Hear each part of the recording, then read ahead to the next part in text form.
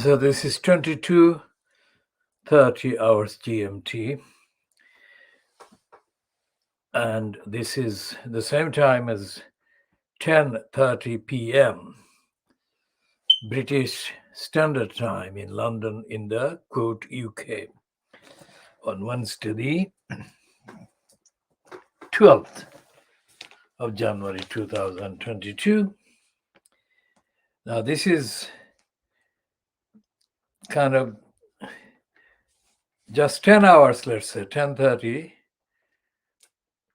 hours since the staging of the Prime Minister's questions at midday, that is 1200 hours GMT,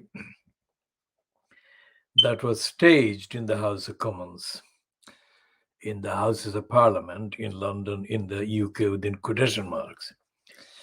So the newspapers that were published before the staging of the Prime Minister's questions obviously were kind of speculating as to what he should do and were commenting on his wrongdoings. And for example, in the financial crimes, it says Johnson faces potentially terminal, that is to say, he might retire, he might quit, or he might be forced out of the post as the incumbent in the post of Prime Minister of the quote UK. So the financial crimes says on its front page on the Wednesday, the 12th of January 2022. The Boris Johnson faces potentially terminal showdown over Downing Street parties. Parties, not political parties, but parties, meaning kind of people drinking alcohol and kind of not working. Party is definitely not working. Party is the opposite of working. And that difference between the meaning of parties and working, that difference actually continues to distinguish or separate the character of the congenital liar Boris Johnson, incumbent in the post of Prime Minister still,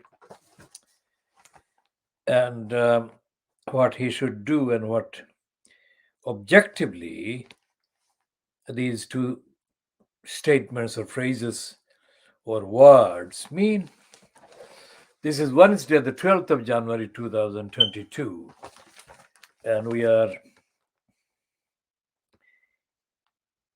in a kind of post facto way, kind of previewing the diagnosis that should have taken place before the Prime Minister's questions were staged, but logistical factors come in every day depending on what logistical factors appear.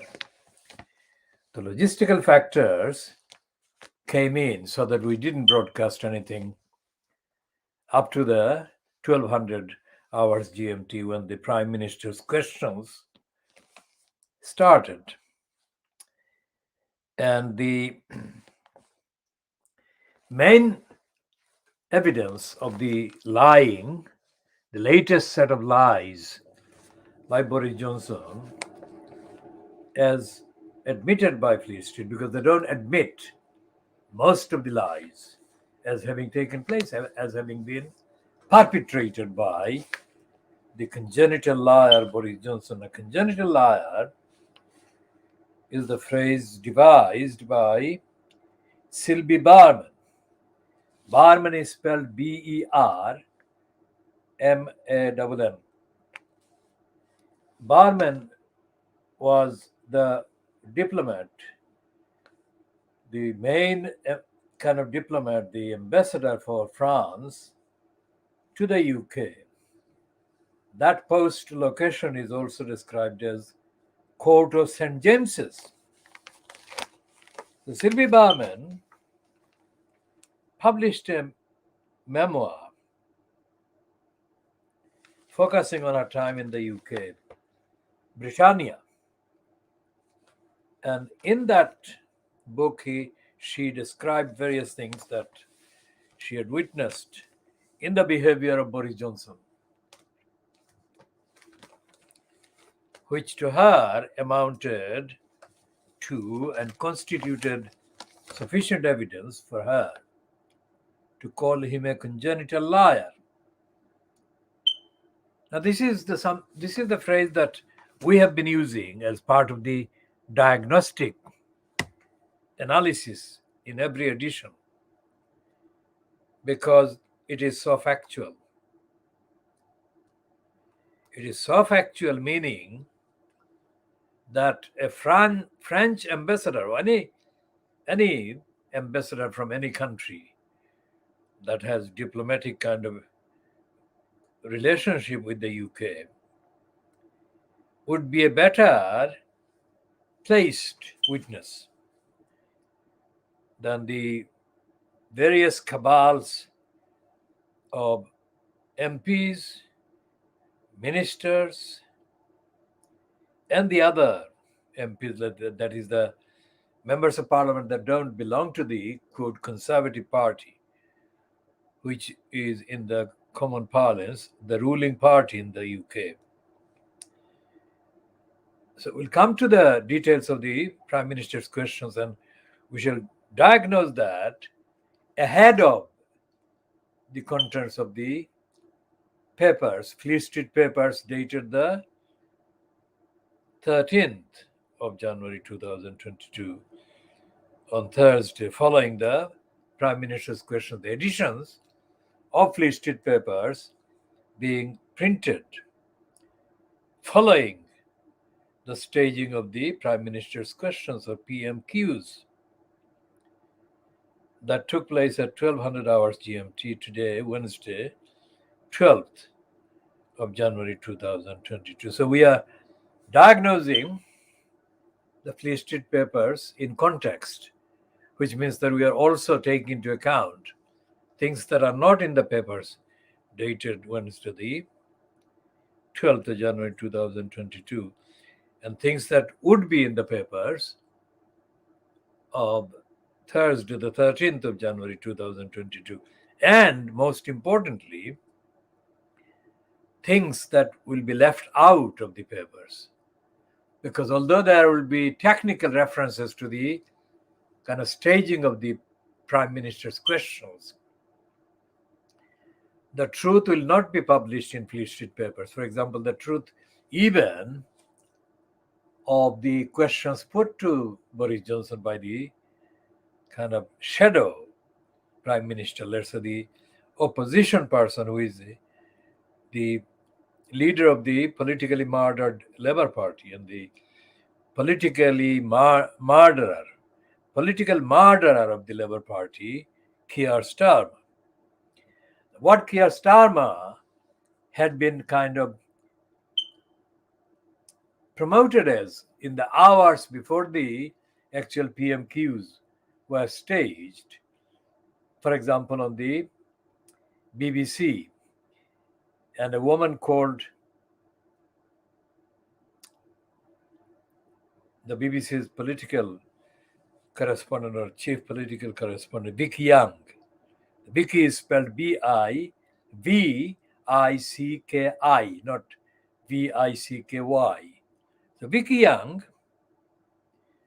moments before the PMQs began being live streamed on the BBC television channels,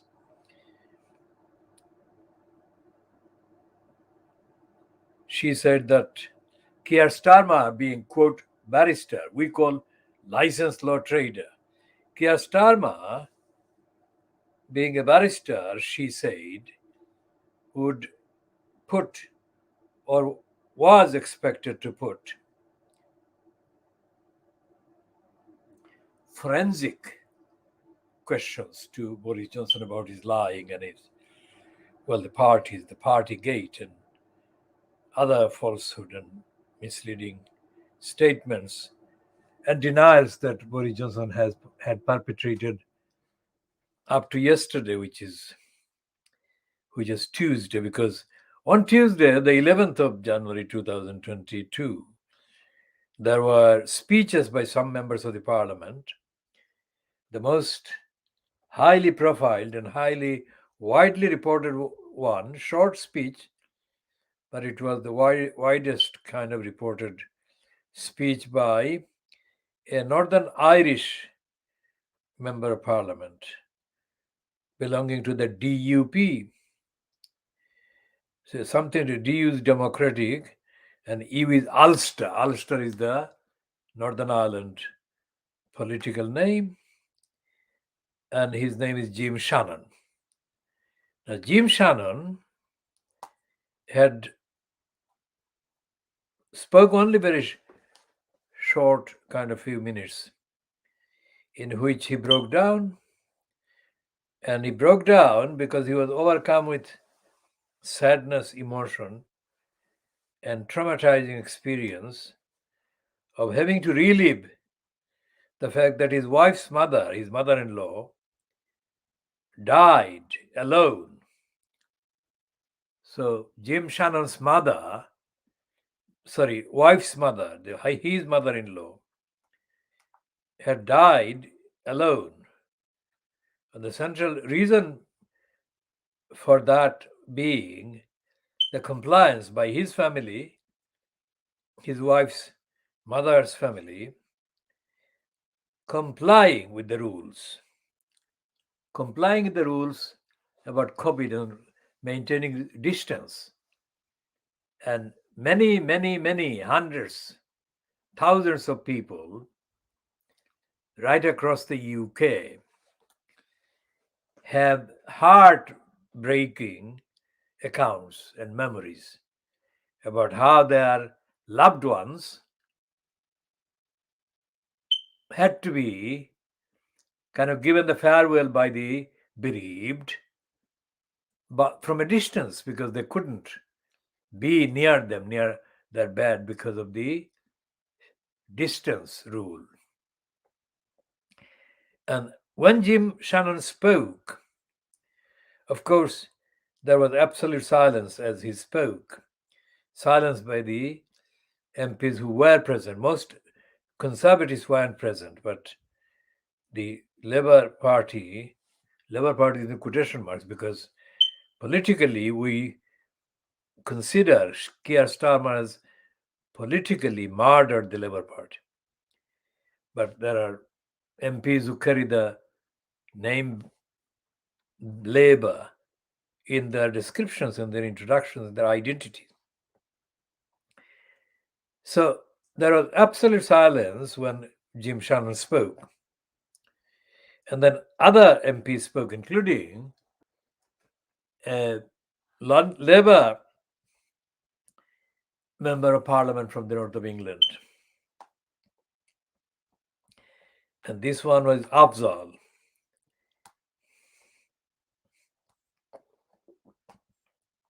I have to get his full name because unlike Jim Shannon's full name, I don't know the Afzal.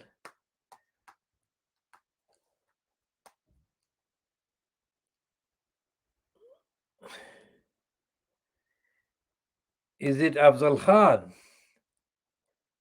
who spoke as well during the discussion on the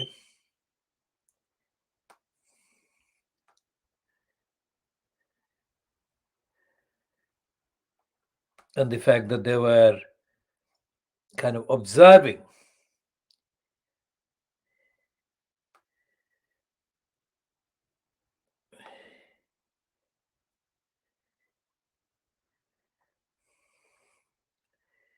because they were observing the distance rule. And here is the reference to Afzal Khan. It is Afzal Khan. I knew his Afzal part of the name, but I didn't know his second name, which is Khan. And What Afzal Khan said in his speech was as heartbreaking. This is the moment he said, Lever MP Afzal Khan said, my beloved mom died of COVID in March 2020. She died alone in hospital while I sat in the car outside, trying to be as close to her as I could. Now that is the heartbreaking kind of example of heartbreaking memories that MPs kind of shared with other MPs in the House of Commons yesterday. And they were doing that to illustrate the defiance of the very rules that these heartbroken people, MPs, were observing. Those very rules were being broken brazenly by Boris Johnson and his party goers at number 10 Downing Street. And that is what preceded today's, that is Wednesday's Prime Minister's questions. Now, as I said, I'd discuss the actual PMQs, that is the questions. And the questions were all the questions at Prime Minister's questions. There are 6 allocated questions, 6 separate questions that the leader of the opposition is given as part of the arrangement going for some time. But contrary to what Vicky Young said ahead of the PMQ starting a few minutes later, that Keir Starmer was a barrister, she said, and I'm quoting her, not acknowledging that term barrister, because I think barristers are licensed law traders. It is not a dignified position. And so what happened was that when he stood up, that is Keir Starmer,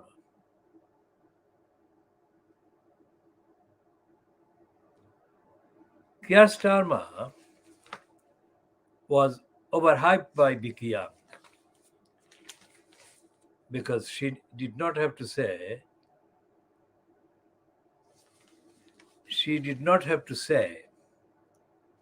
anything to do with his license status as law trader. But she said that as a brainwashing tool to prime the gullibles across Little England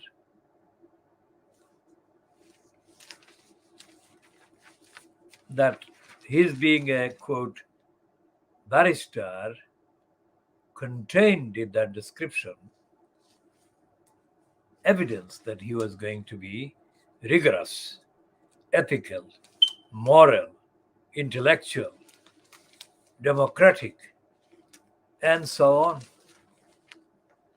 When Keir Starmer did use his 6 allocated separate questions,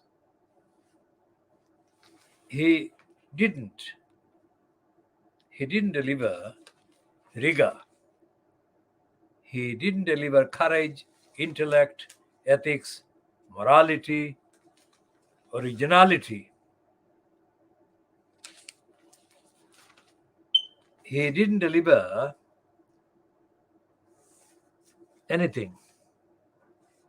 Not even the kind of things that the Daily Mail, which has been a persistent Becca, said on the front page, which is the party over for Johnson? What Keir Starmer did was kind of deliver a jobbing kind of performance, jobbing 6 questions. And this is what he did.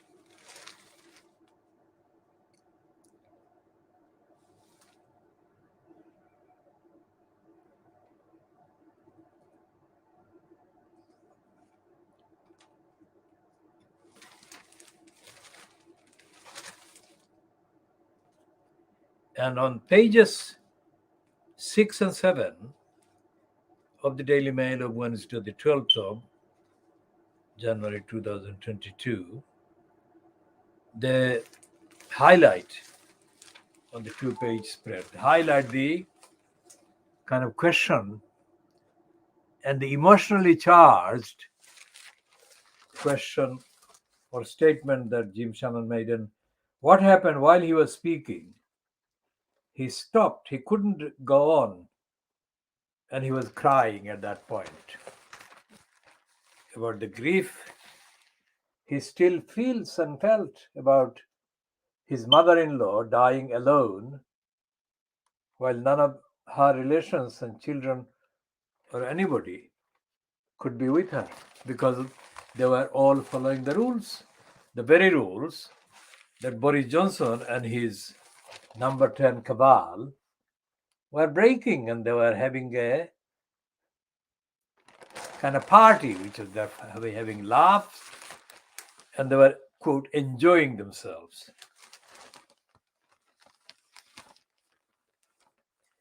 And on the pages next to that, pages 8 and 9 are the pieces. One is by Sue Reed. Sue Reed is a long-standing racist, anti-migrant, quote, journalist in the Daily Mail. But here, her piece about her husband Nigel reads, the headline is, while they, that is Boris Johnson et al., partied, I was cheated out of the last days with my dying partner. Well, I said that Nigel was her husband, but she says her dying partner. So they may not have been married, but they were like married people for a long time now. I'm sure she will say at some point in this article how long she had been with Nigel, how many years.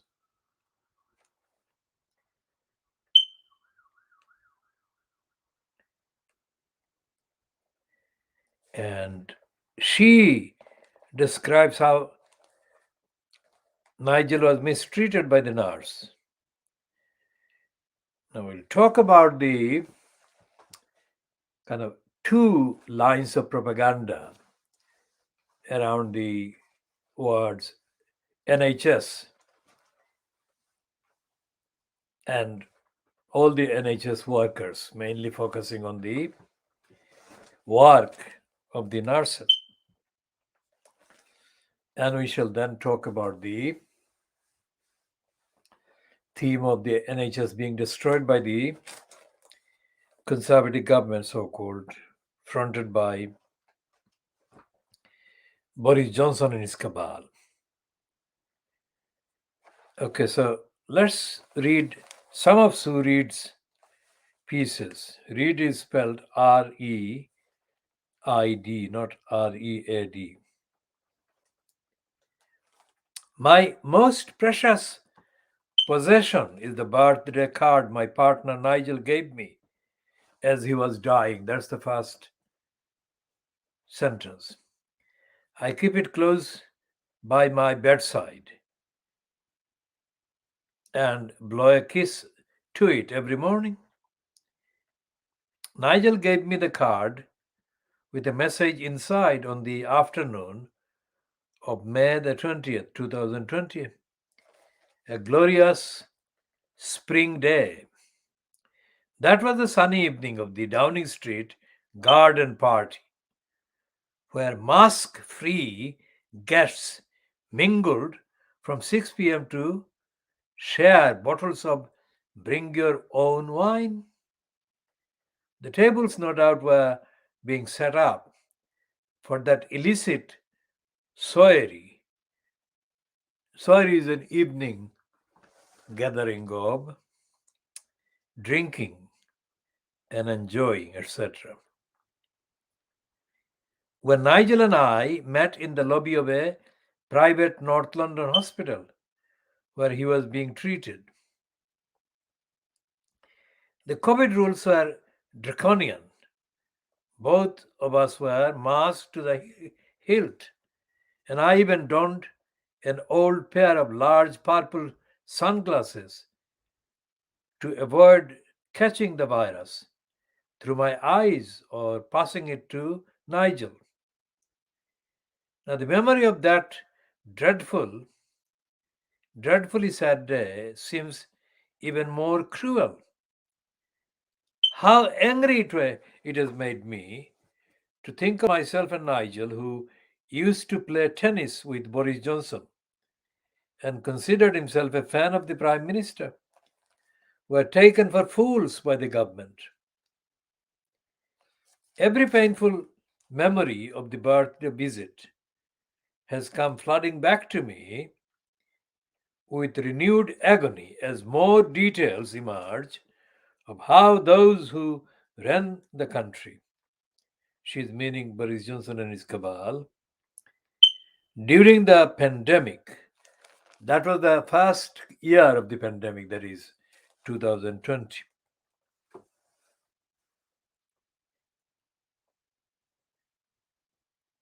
and imposed its wretched rules on the rest of us, were so ready to flout them themselves. What I would have given, what I would have given to spend that last birthday with Nigel in a spacious London garden, sipping a glass of fine wine and laughing without a care in the world, as he always made me feel.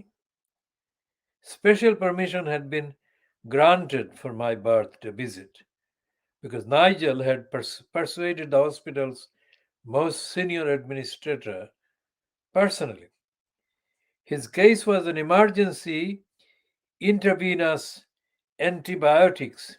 Intravenous antibiotics were no emergency. Intravenous antibiotics were being pumped into his 6 foot 4 inch body to battle sepsis. Sepsis is not COVID, but that is part of the condition or illness he had. It was thought he'd become infected through his chemo port during 4 months of grueling medical treatment. I was so excited to see him, but he was clearly a weakened soul. I had brought a small picnic to try to make it an occasion, but the ever polite Nigel struggled to touch it. He had lost stones in weight. His trousers were falling off. His face was sunken, his skin so pale. As I looked into his brown eyes, I was terrified at his deterioration. But I didn't want to frighten him by saying that out loud. At one stage, my gaze wandered over Nigel's head as he sat forlornly in a chair in the lobby. A delivery man walked in from the road outside, and waited with a parcel outside the lift a few feet from us. He was wearing a mask, and I was so enraged I took a photo of him on my phone.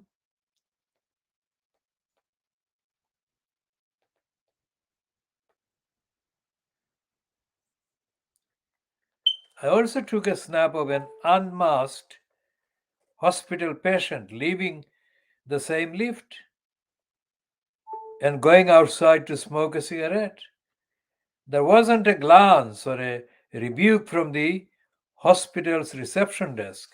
Clearly, there were already pandemic rules for some, but not for others in this hospital. Just as over in Downing Street that same day, the glasses were being polished and the guest list totted up. Like thousands of others obeying the rules, often at a huge personal cost. I feel as though I have been laughed at by the hypocrites stalking the corridors of power.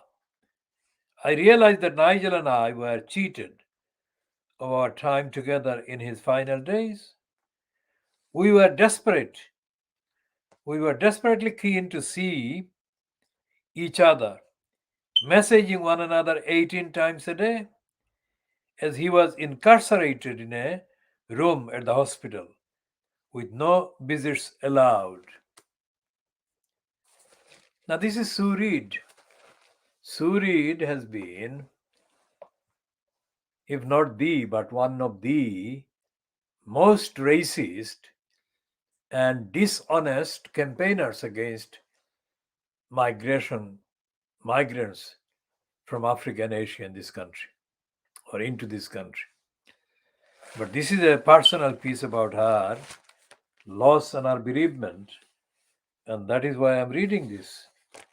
I'm reading this without any malice, despite her contemptible racist career.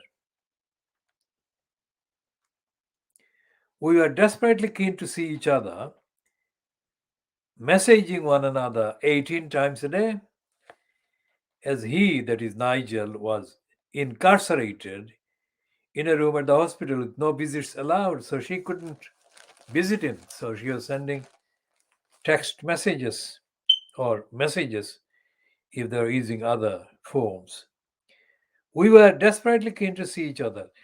By then, Nigel had said his nurses had told him the hospital was overwhelmed with COVID and non COVID patients being transferred there by a National Health Service unable to cope. Nigel had been diagnosed with bile duct cancer in January 2020. Soon after, he began chemotherapy. He collapsed and became delirious. It was, said the oncologists, caused by a mystery infection. His final hospital visit was 2 weeks before my birthday, when the private doctors rang our home to say tests showed he had the mystery infection again and must go in immediately. I went with him in a black cab to the hospital's door. I was hurried away after being told he would be isolated in one room because of the pandemic, although he never tested positive for COVID at any stage. I would not be allowed to see him, and nor would any of his family. I could not speak to the doctors face to face. The result was that I could not stand by his bedside and fight his corner as a. I'm reading this purely as a factual evidence and a piece, a humanitarian piece. As a loving partner should. He was totally alone. Then came my heart-wrenching birthday. I have looked up our messages and emails just beforehand. Come soon, said Nigel, who admitted he was struggling even to type on his mobile because he felt so ill. I said I had my phone under my pillow and would run to his side night or day, if I was allowed. On my birthday, 20th of May, I sat in the private hospital lobby and waited for him. Nigel came down in the lift, a female nurse helping him, before collapsing into the chair and handing me a birthday card to SD, his nickname for me, which stood for Sue Darling. Darling SD, he wrote. How could I not mention today how you transformed my life?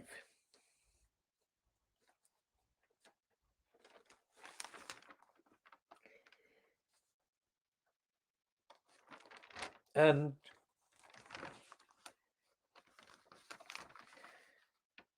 she writes the whole thing there.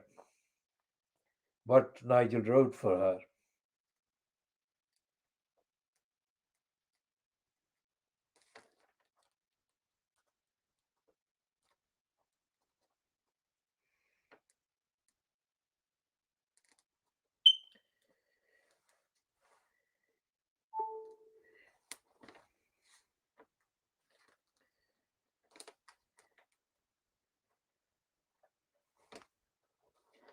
And she said that she held him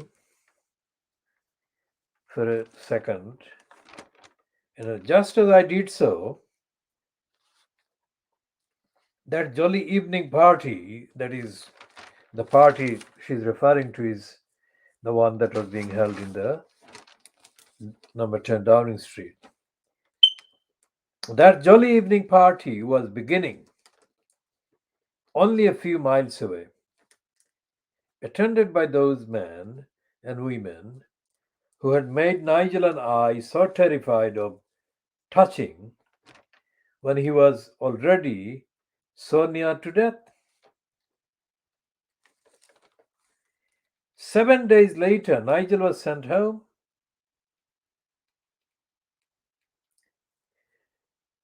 He passed away on our sofa after 36 hours without another word from the hospital. We held each other beforehand as my birthday card with Nigel's beautiful, endearing message to me rested on the mantelpiece. And those treasured moments are something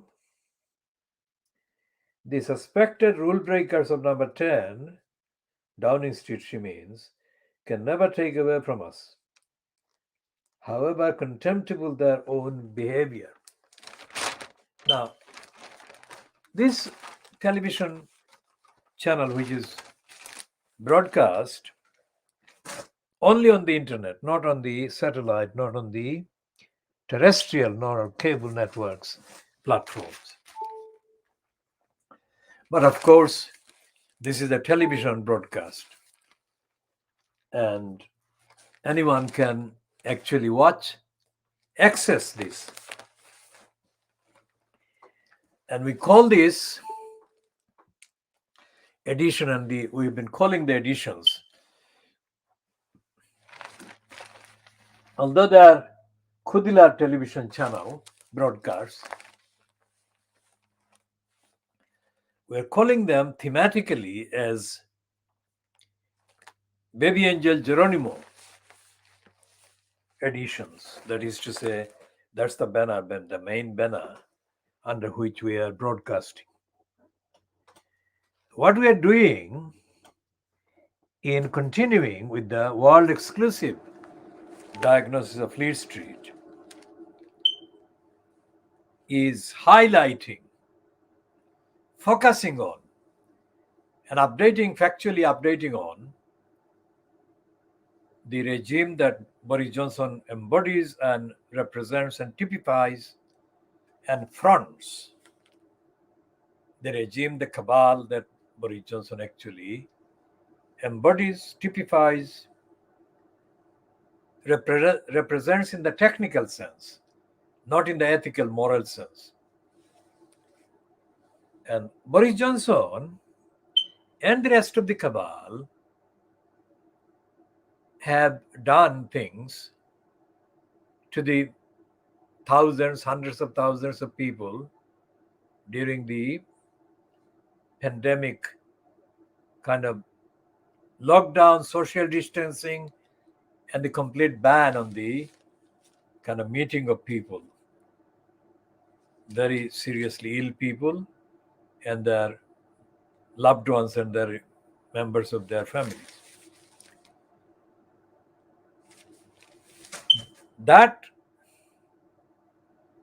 breach of the very rules that Sue Reed refers to, and the rules that Jim Shannon was actually in effect referring to, and the rules that Afzal Khan was observing while he sat in his car, or sat in the car if it didn't belong to him, outside the hospital where his mother was dying alone. Now, all the all the descriptions, all the descriptions of brutality that are contained in the work of Charles Dickens, for example, brutality of selfish, greedy people.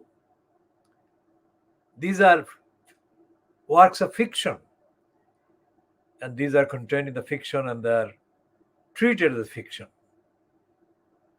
Little is realized of the kind of real life brutality and cruelty and kind of unkindness shown by human beings, like the ones that make the decisions to harm a perfectly innocent being. And for 4 years plus, the department called DEFRA, which is part of the UK central government departments, conspired to do severe damage and harm to the perfectly healthy, beautiful baby angel Geronimo. So the baby angel Geronimo has been witnessing for years the complete, utter, absolute depth of cruelty and criminality and heartlessness and remorselessness shown by serial liars, congenital liars, and criminals occupying the positions which they abuse to tell lies, conceived lies against innocent targets whom they want to cause severe, indescribable pain and harm and hurt.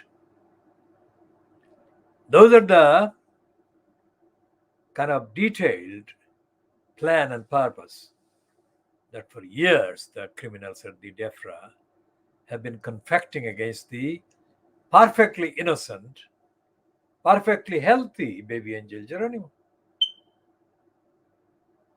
That is why we have chosen baby angel Geronimo as the world's best witness, the most ethical witness, and the most moral witness of the cruelties and criminalities, of the evil doing, wrongdoing, intentional wrongdoing and criminality and law breaking by Boris Johnson and his cabal, because Boris Johnson has aided and has been aiding and abetting the depraved criminals at DEFRA. The frontier of the depraved criminals is, of course, George Injustice Eustace, aided internally by a woman described as the chief bat, called Christian Middlemiss. Miss is the word that I shall focus on and use as the central kind of evidence or evidential kind of description. She missed the truth. She missed the truth, and in the middle, she inserted the lies. That is middle miss. The center of the whole confection of lies and conspiracy and misstatements about baby angel Geronimo were, let's say, to be found in her name. Middle means she miss the middle, the center, the core, and she infected and inflicted her so-called professional series of poisonous lies, inventions against the most innocent baby angel Geronimo. So all the victims of Boris Johnson fronted cabal's abuse of their positions and their disregard of the truthful feelings of the targeted victims and obstructed people. All the evidence in terms of the actual corruption, criminality, lying can be found in what Baby Angel Geronimo has been witnessing. So that is why it is called Baby Angel Geronimo Editions. He is the leading witness to millions of lies that Boris Johnson fronted cabal has been perpetrating against innocent targets of the so-called rule, which he and hundreds of his fellow criminals and lawbreakers have been openly and brazenly, dishonestly breaking without any regard for the rules that the others have been forced under threat of penalty or penalties to observe. And in observing, those have been forced fascistically to be deprived of the last meetings and last opportunity to be with their dying loved ones. Cruelty of that kind, degeneration, depravity, and evil doing of that kind is something that must be exposed and opposed and diagnosed and described so that these are not repeated. All the ideas of justice and fairness and love have been taken away from the equation where it came to the rules having to be observed by the loved ones when their loved ones were being prevented from being seen and met by their closest relations at the last hours of their lives. And those rules that did that were being broken openly by Boris Johnson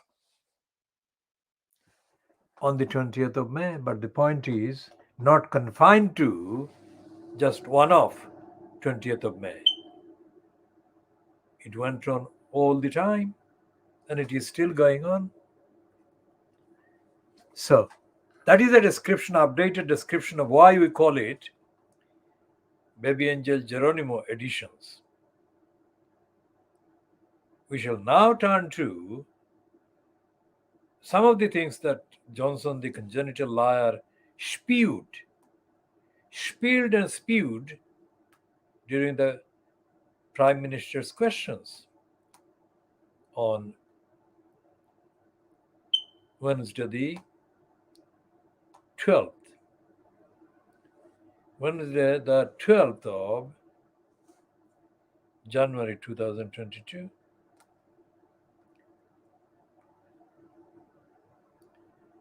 And Shannon's voice, according to the Mirror, this is the version of the speech that Jim Shannon made.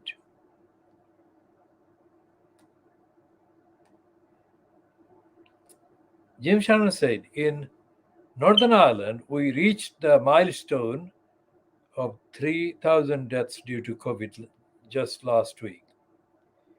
3,000 people who followed the rules, including my mother-in-law who died alone. Mr. Shannon's voice choked as he struggled through the rest of his question.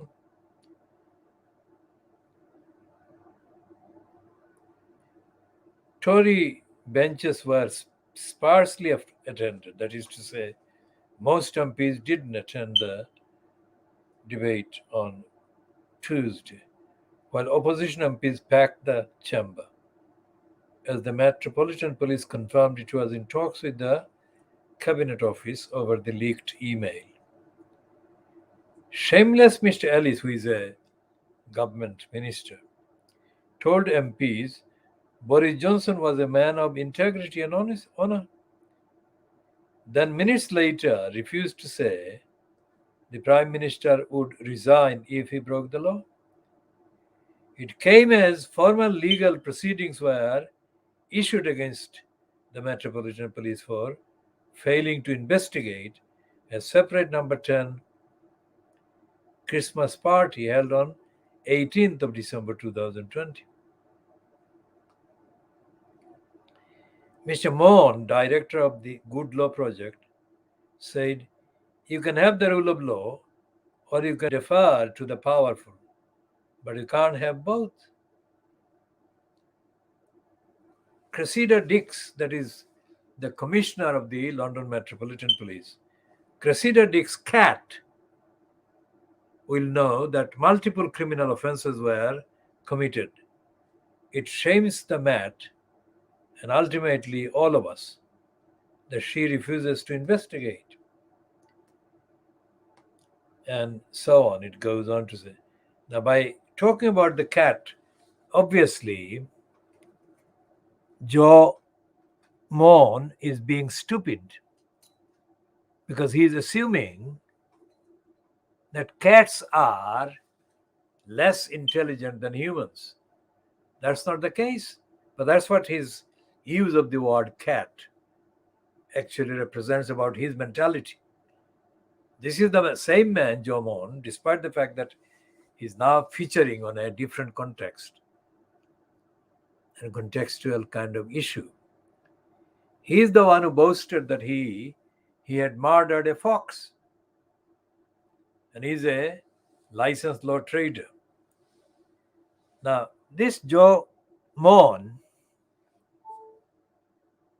is not therefore somebody that we should kind of rely on, but that is part of the piece in the Daily Mirror online.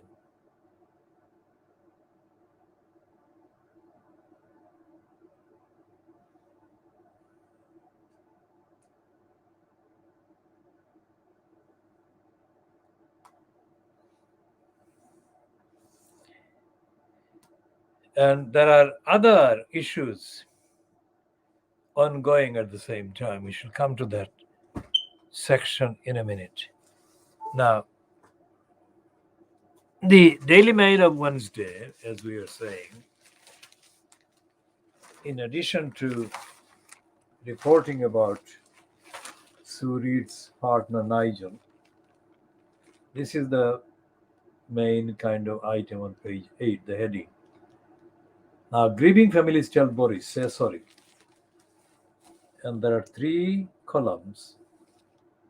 My mom died alone, aged 98. And it's an insult to my daughter. Ruby Fuller, 18, had to say her final goodbye to family via Zoom. The teenager pictured, now Ruby Fuller is pictured with a headscarf, 18-year-old girl. The teenager pictured had relapsed from blood cancer and died at home in Crystal Palace, South London, on 15th of May 2020, 5 days before the number 10 party. Number 10 party was on 20th of May. COVID restrictions meant she could only speak to her grandparents, cousins, and friends via video call before she passed away. Her mother, Emma Jones, said, "I feel upset, angry, and also stupid that we followed the rules so closely. It is just so incredibly insulting." And so these are the items that actually are included in the coverage of the lies by Boris Johnson published in the Daily Mail.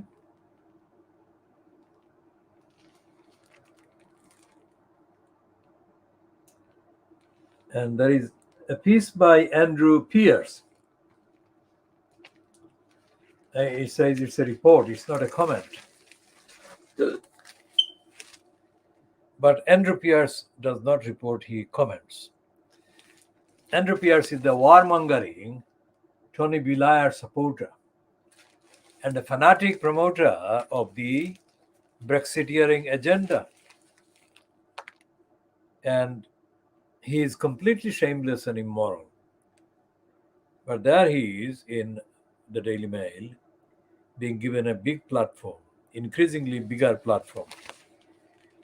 Now, he is not, contrary to the appearance of his being critical, he is not critical of the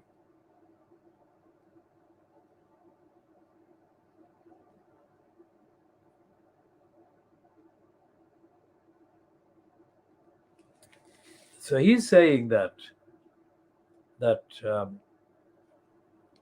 Dominic Cummings is bitter, vengeful, obsessed, and is carrying a box of lethal secrets to kill off his old boss, that is Boris Johnson, and put Rishi Sunak in number 10 Downing Street.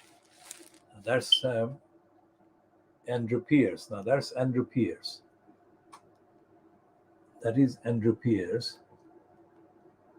Because of the reflection on the kind of paper from the light, there can be lack of visibility of the image, but there was Andrew Pierce. Now what he's saying there is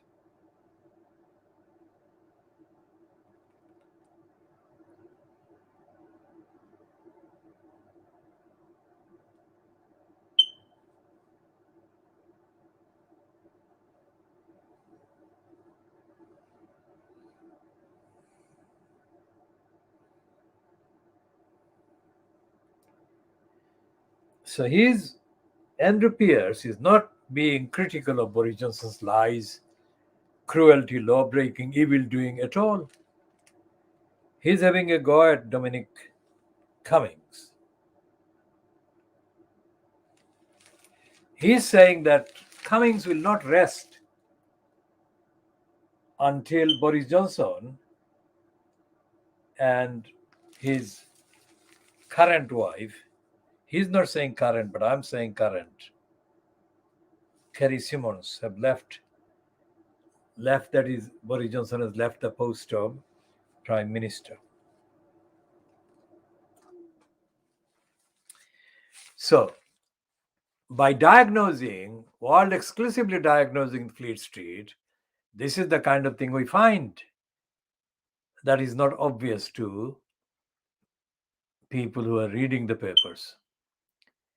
Because 99% of the people who read the stuff, either in the printed Fleet Street papers or in the internet versions, remember that not all the internet versions of the news outlets are without cost, what is called paywalled.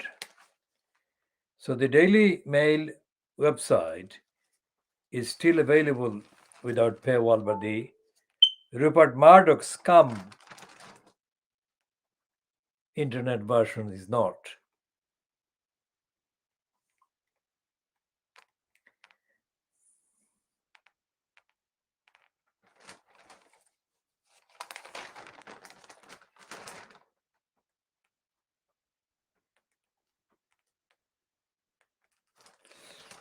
Now, there are so many things that Boris Johnson embodies, and so many, these are wrong things I'm talking about. So many things that Boris Johnson actually intentionally, perpetually, persistently commits that are wrong without any mitigating element to them.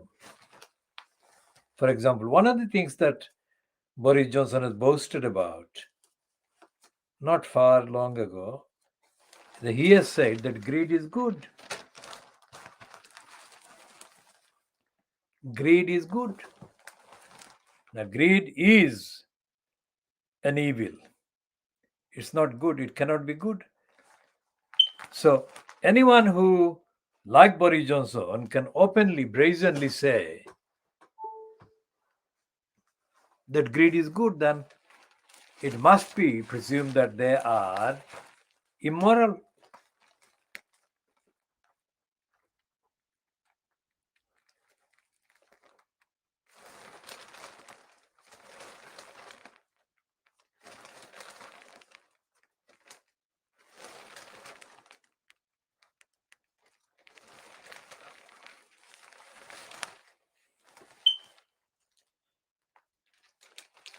So there is a comment by, we'll come to the comment by Michael Gove's recently kind of separated wife, Sarah Vine, whom we call Sarah Vane.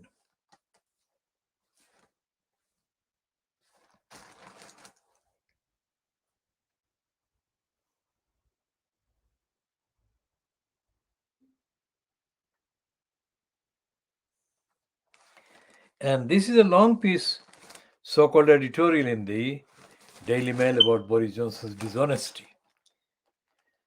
And anyone who thinks that this is the headline that is actually critical of Boris Johnson and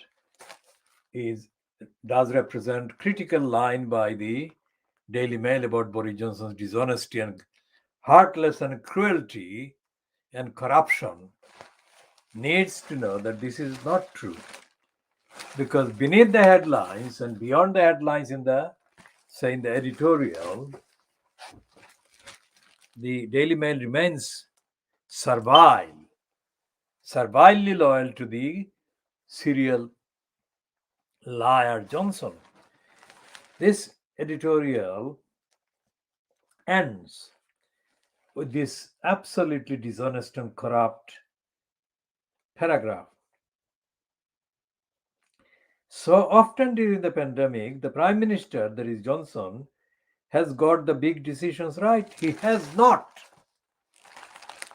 And we can go on for hours detailing how Johnson has been getting it wrong on everything. But he has undoubtedly made mistakes. He must ensure this doesn't become the biggest mistake of all. What on earth is this stupid, lying, dishonest, criminal Daily Mail editorial meaning?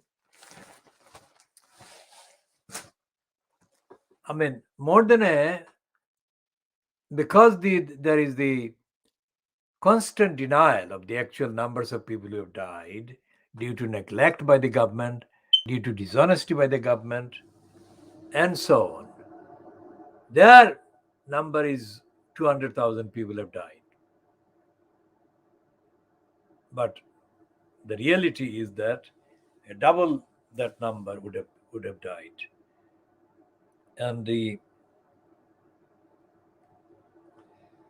editorial in the Daily Mail just is a tip of the iceberg of lying by the Fleet Street papers, which claim that they are critical of Johnson. They are not. And here is the daily bribing and buying Boris Johnson grab. Johnson losing Tory support. We'll go back to Sarah Vane in a minute in the Daily Mail. But this is this is a misleading front, because inside the paper, the daily buying and bribing Boris Johnson grab, there is this completely contradictory, dishonest line. Okay, so this is the wife of the kind of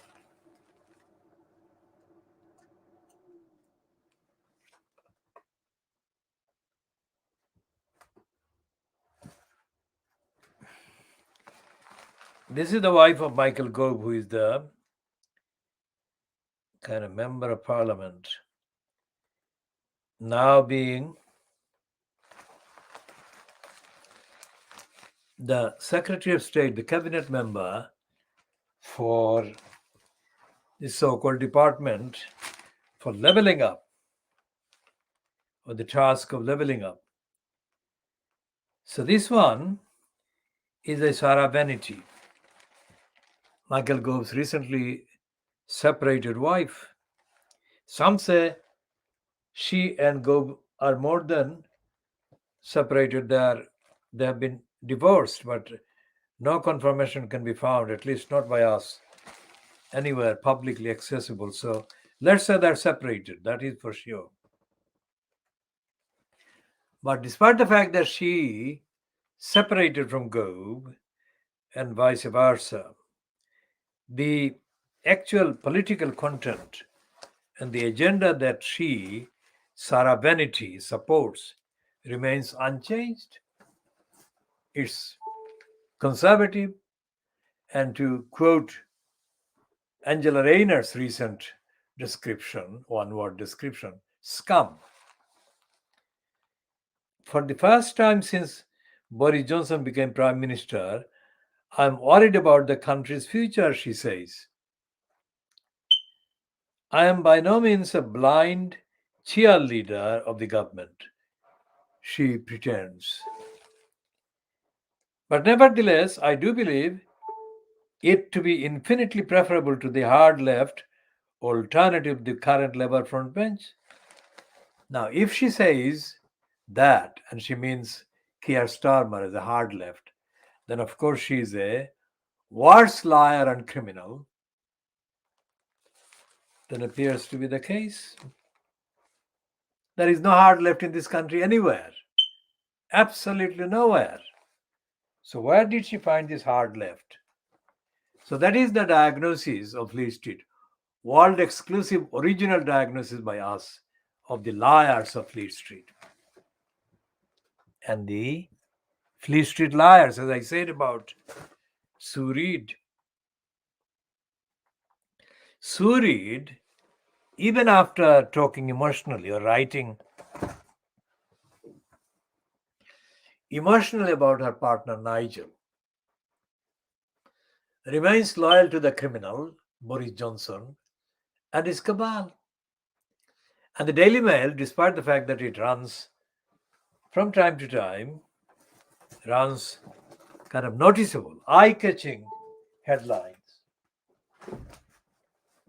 that innocent people, the gullibles reading these kind of headlines, front pages, may mistake as being genuine expressions of criticism of the corrupt, criminal, heartless, cruel, evil-doing Boris Johnson and his cabal. If they do that, that would be wrong, because the actual political support for the right-wing criminal, cruel regime of Boris Johnson remains intact in the Daily Mail.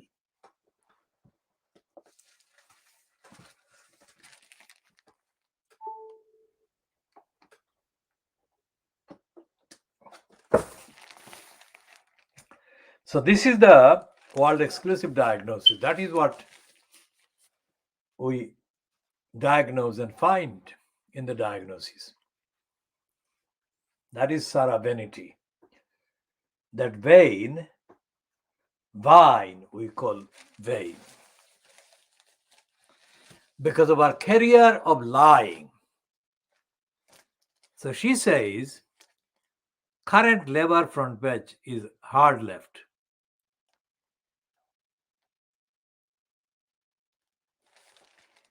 And she says, or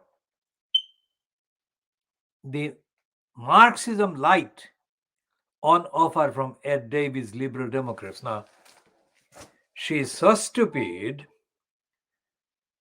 that the fact that she is so stupid and dishonest, and yet she is one of the longest ranging or longest lasting columnists given platforms, prominent platform by the Daily Mail, shows the depth of stupidity of the majority of the Little Englanders, because that is the people, the Little Englanders, that she targets as her audience. Let's go back to the Channel 4 news program, that edition which was fronted by this woman on Channel 4 News, Cathy Newman. Cathy Newman is the kind of short person with probably an artificially blonde colored hair, but that's the one with the blonde hair, curly blonde hair. And she's not very tall. And she presented an edition of the Channel 4 News during the run-up to the leadership election of the Lib Dems, in which election Ed Davey was elected. But that was before the actual election, so it was like a hustings on Channel 4 News that both Joe Swinson and Ed Davey attended. At one point, abruptly, Cathy Newman asked them, would they press the nuclear button? And although they answered at the same time,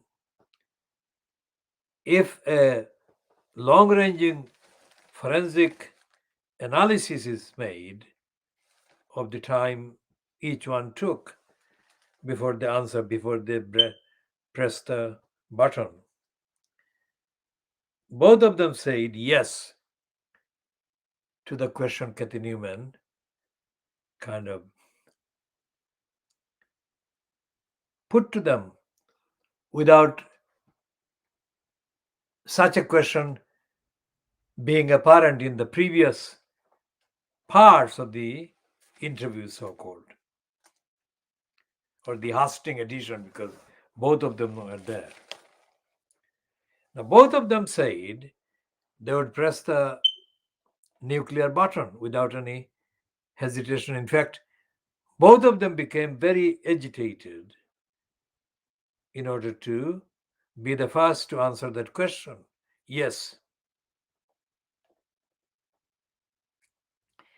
Now, anyone who knows about the population, the demography in this country, in the UK, would know that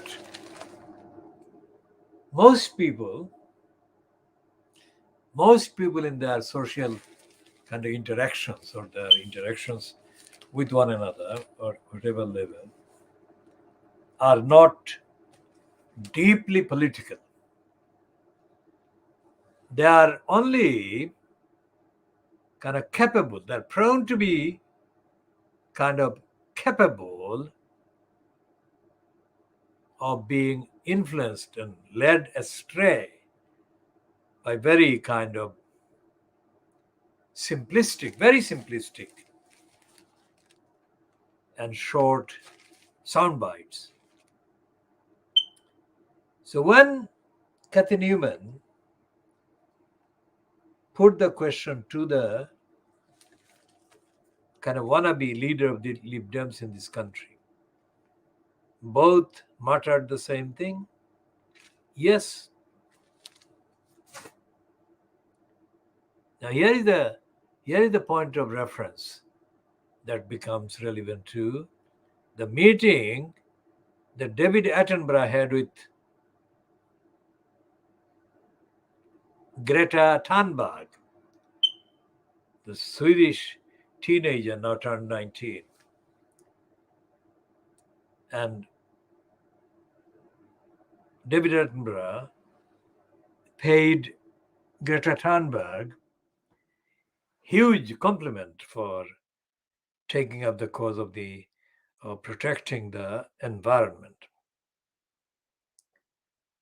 That is the kind of exceptional recognition given by a very genuine environmentalist to a genuine environment-saving campaigner. There is nothing in Sarabhine's career, absolutely nothing in her career as a journalist or as a kind of propagandist on the Daily Mail that has the remotest similarity with any of the ideals and ideological and factual empirical descriptions of the environment, the dangers the environment faces. There is nothing in a record. Sarabhine is a slimy, sleazy, insinuating criminal who should not be given any platform, let alone the very high platform that she gets given. Because what the Daily Mail doesn't do is publish the response of the people victimized by the lying, by the brainwashing. People who are caused to desperate kind of states of mind. In fact, many people reading the Daily Mail and the similar contents published by Katie Price and the other criminals that have been exposed by the Sunday Times as being involved with the Sunday Times exposure remains to be properly updated in the next kind of week when the Sunday Times, or next weekend when the Sunday Times appears again, because the Sunday Times in the last Sunday's schedules, we didn't find a copy of it in the net, in the outlet where we buy the daily newspapers, and so therefore we did not go into the actual details in the inside pages of the Sunday Times last Sunday. But it is absolutely certain that next Sunday's papers, including the Observer, and I'm sure tomorrow's papers, but we shall only say this in this way, that tomorrow's paper, that is Thursday, the 13th of January 2022, Thursday's papers, Fleet Street papers, will not have enough reactions to Boris Johnson's latest set of lies. So we expect that the papers, Fleet Street papers, on Friday, Saturday, and Sunday will continue heavy duty kind of contents about Boris Johnson.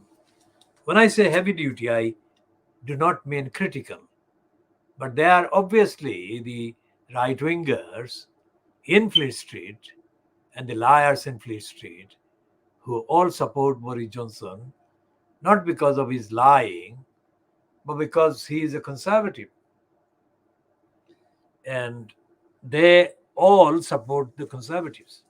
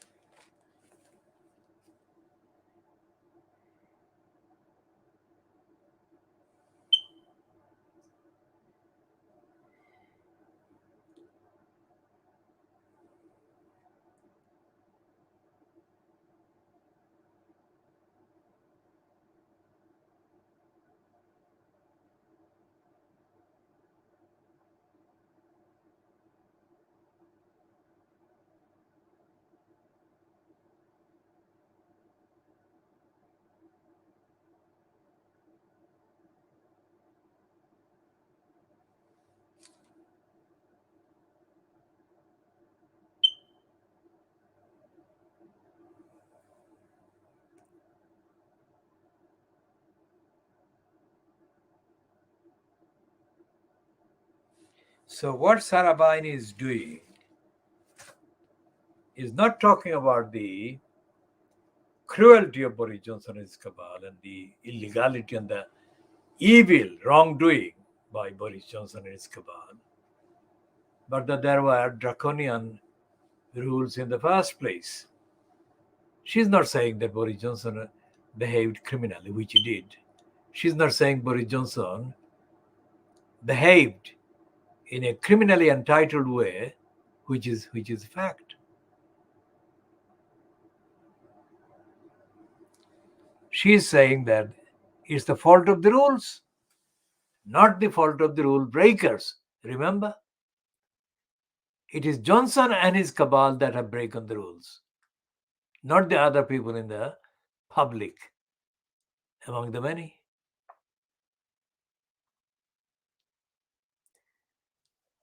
So instead of saying that Johnson should go, Sarah Bennett says that Johnson is innocent.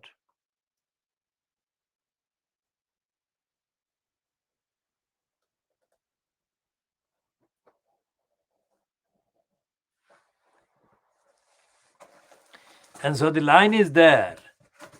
Andrew Pierce, who is a liar, is writing an apparently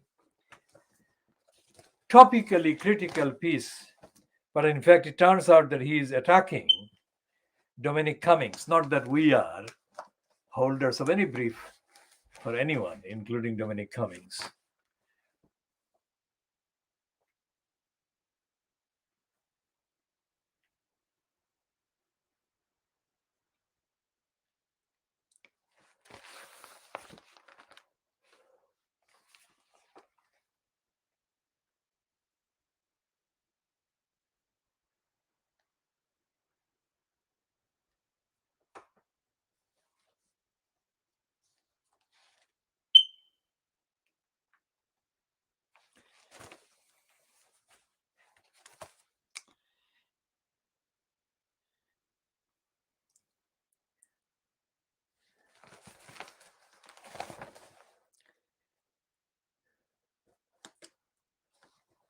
And this daily buying and bribing Boris Johnson graph of the Wednesday, the 12th of January 2022, runs a picture of the conservative, that is Tory, Boris Johnson's side of the House of Commons. And sitting are 4 and standing is 1. So there are 5 Conservative MPs on their benches, which is hardly occupied. And the opposition benches are the ones that were very full yesterday.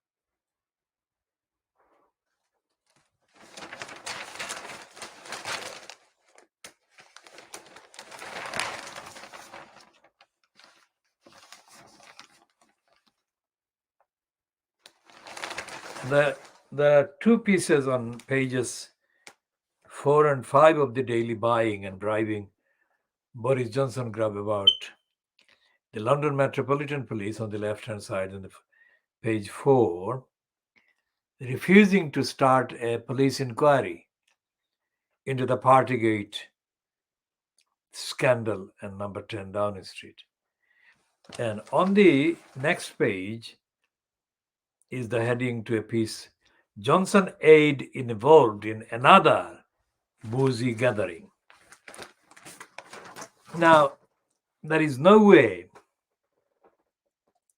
that any of the evidence available to him was even remotely kind of put by Starmer to Johnson today in the Prime Minister's questions. Because any competent look at the various lines of command and the various kind of steps of orders that travel within the number 10 Downing Street complex, every single item of political agenda or the agenda within the number 10 Downing Street is carried out, conducted by expressly noting among the staff that they are doing the same thing ideologically that the Prime Minister Boris Johnson would himself do. So the question is, who ever gave any reason to Boris Johnson to assume impunity from accountability on anything? So there is this piece on the daily buying Boris Johnson graph, which we are reading at 23:56 hours GMT, which is 4 minutes to midnight into Thursday the 13th of January 2022. There is this heading in the daily buying Boris Johnson graph.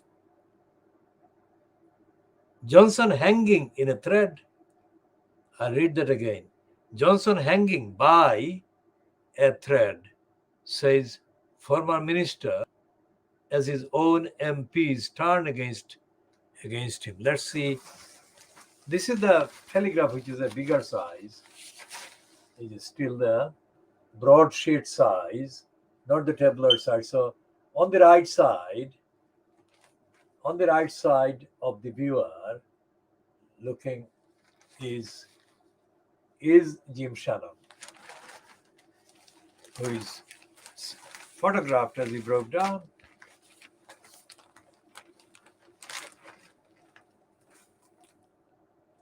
And this one on page 4 of the daily buying and bribing Boris Johnson graph, it says Metropolitan Police decline to launch Partygate inquiry.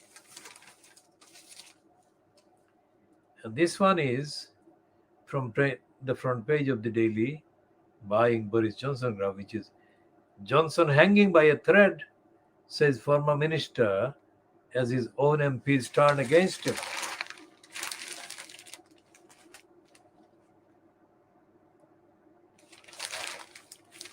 So this is the front page, which is Johnson losing Tory support.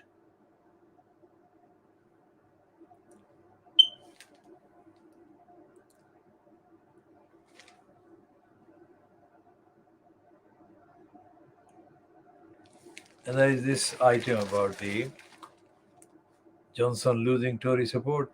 Public backlash as polls find up to 66% think Boris Johnson should step down. So there was this universal unanimity among Fleet Street papers saying that Boris Johnson should go. So here are the ones that we'll be looking at. This one is the Financial Times. Again, this one is saying in the contents of this front page of the Financial Times, crimes which we are reading at 2 minutes to midnight, 23:58 hours GMT on Wednesday, the 12th of January 2022. And it says Johnson faces potentially terminal showdown over Downing Street parties. And again, under that heading, they're really watering down that heading. In effect, they're saying that the demand grows for him to apologize. Now, what Nonsense. Johnson's apology cannot bring back any of the lost, phenomenally important and emotional losses.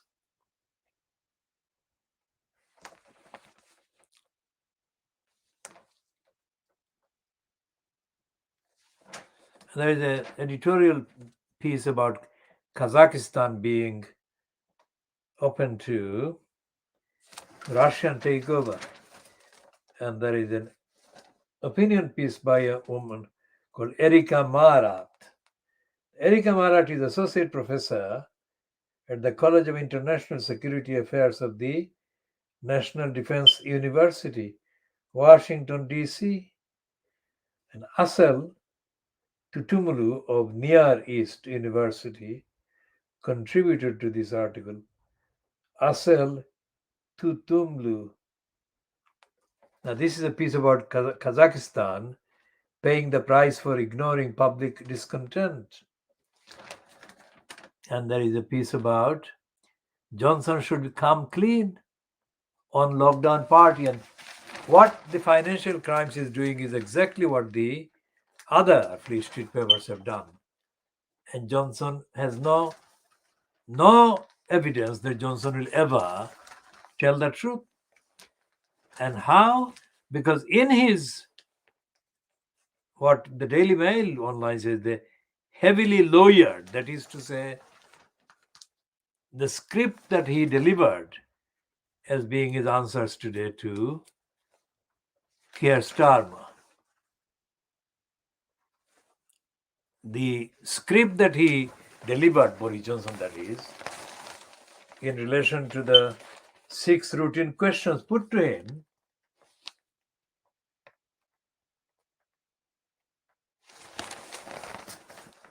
the script was completely lawyered, as the Daily Mail online said.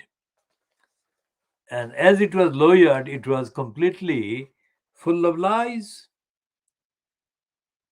Now, the fact that Boris Johnson is a proven congenital liar means that anything he delivered didn't have to be lawyered.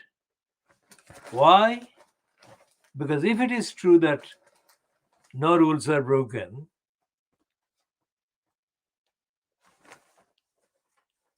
so if the actual reality is that we have just crossed into 2 seconds or 3 seconds into Thursday, 3 seconds past, 3 minutes past midnight into Thursday, the 13th of January 2022.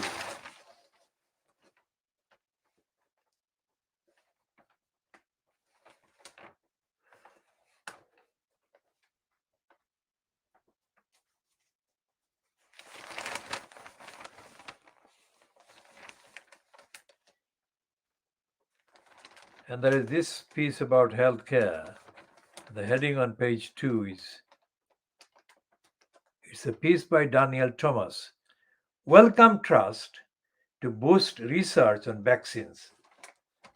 The main reason is as virus lingers. Now, one of the first things that we said when we started these broadcasts about 2 years ago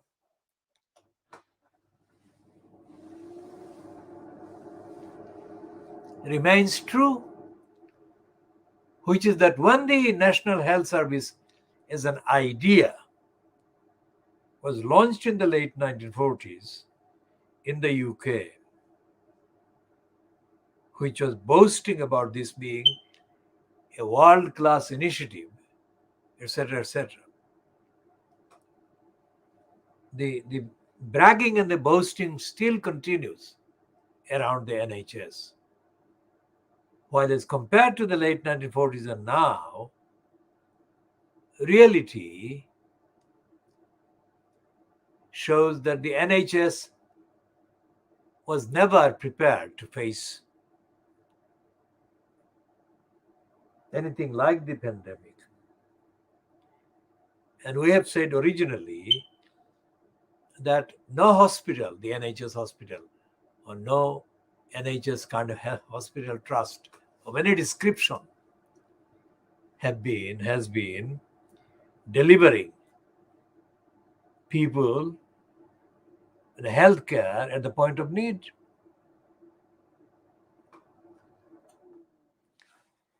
That is staggering.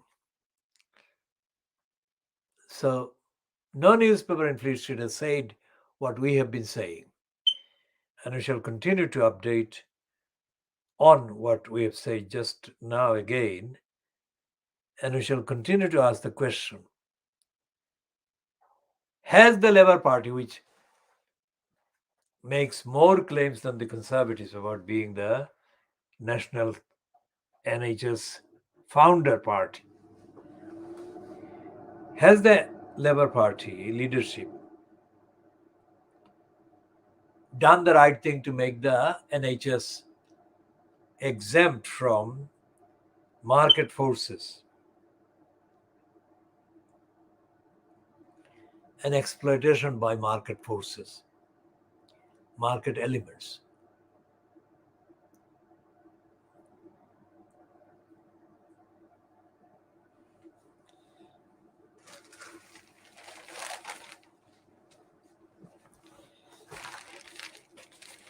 And the Financial Crimes saying that Johnson should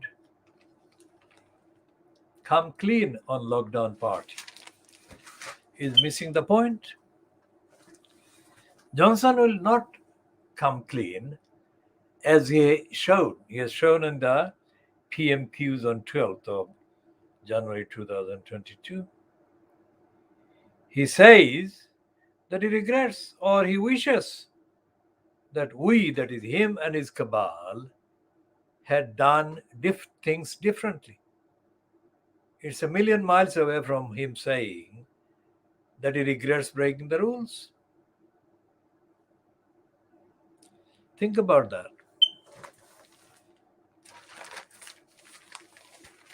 He never said he broke the rules, and he kept saying he wishes that things were done differently. What a stupid presumption that he thinks that the people he was addressing, both in the parliament and by the media, of course, the rest of the country, would be fooled by this stupid linguistic dishonesty. We shall come to that later in this edition again, but let's check what the Murdoch scum is saying.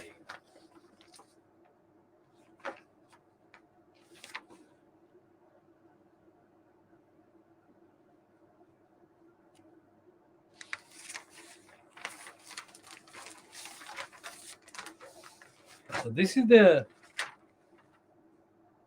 4-page advertisement by Sainsbury's on this scum. This must be worth millions of pounds that Sainsbury is spending on the advertisement. Not just scum, but other papers are wrapped around by this advertisement. 4 pages, which is a lot of money.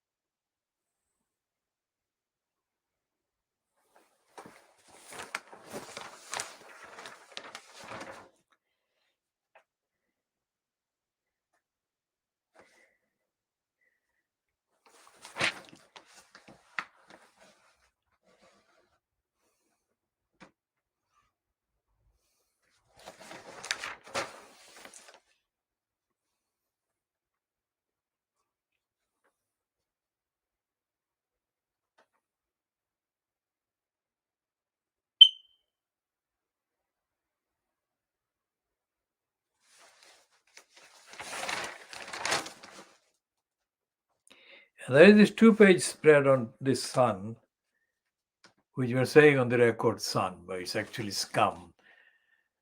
Garden Partygate, Crisis engulfs Downing Street, sort it out or go, Bojo.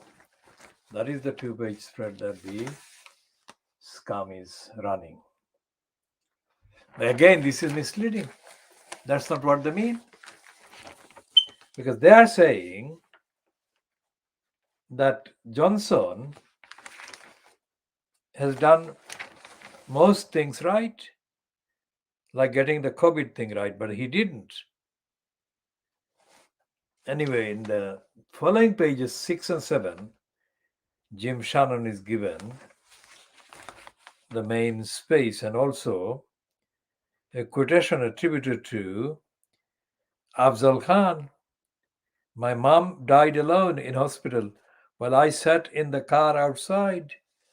There's Afzal Khan, the MP, who obeyed the rules and heartbreakingly sat in the car outside the hospital, and his mom died alone without him being allowed to see her.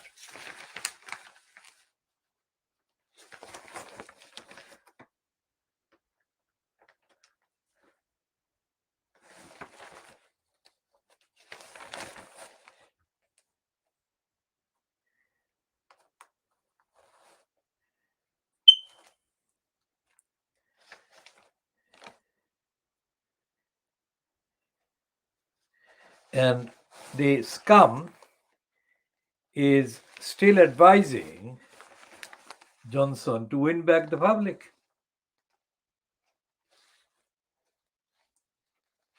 They're not asking him to resign. They're saying he should do something to win back the public.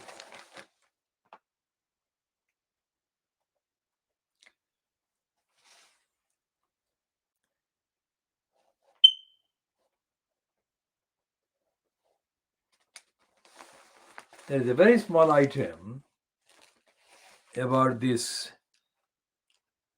Baroness Underwear, who is pronounced Michelle Moan, is being sued for unlimited damages after an alleged racist comment.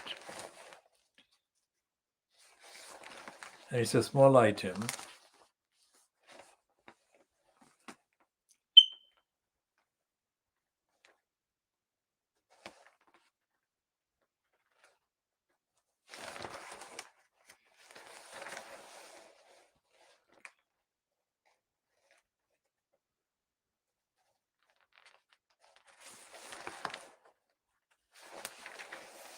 And the criminal who is in jail for quite a few years for the acid attack in Hackney was kind of pictured with a so-called new girlfriend after he was ditched by, apparently, his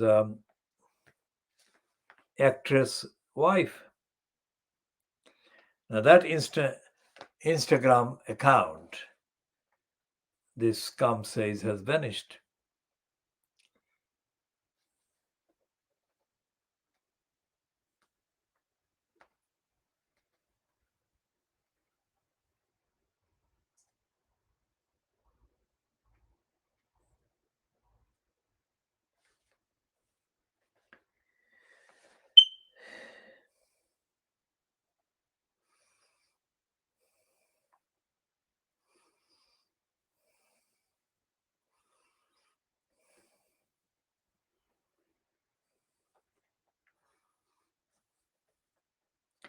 And the Times says on page 1 of the paper, dated Wednesday, the 12th of January 2022, telling Boris Johnson, say sorry or doom us all, ministers tell Johnson. That is false, because him saying sorry won't bring back any of the people. So what Johnson needs is not to be made to say sorry, or not to be allowed to get away by saying a false sorry, which he did at the Prime Minister's question time.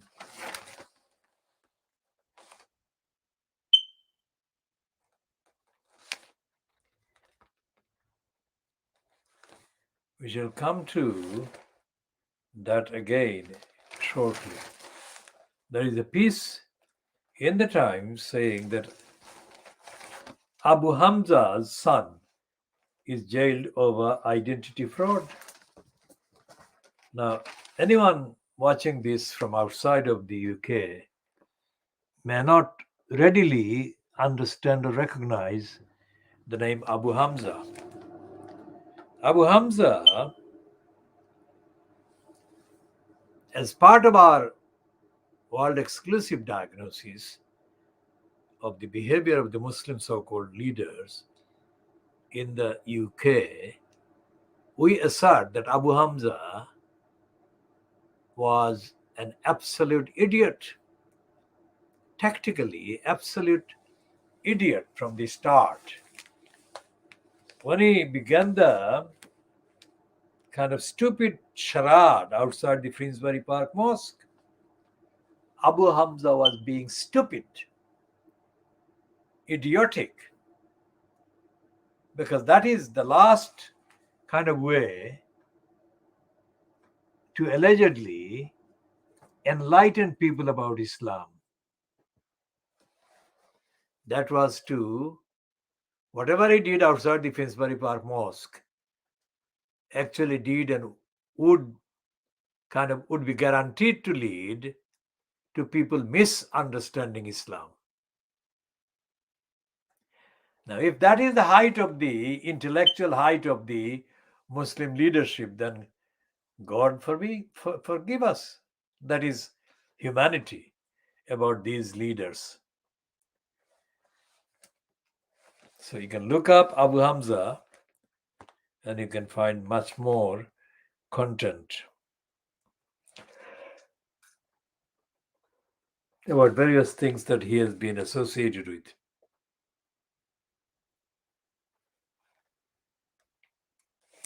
And here is a picture of a man who's called Tito Ibn Sheikh, plotted to launder nearly £350,000.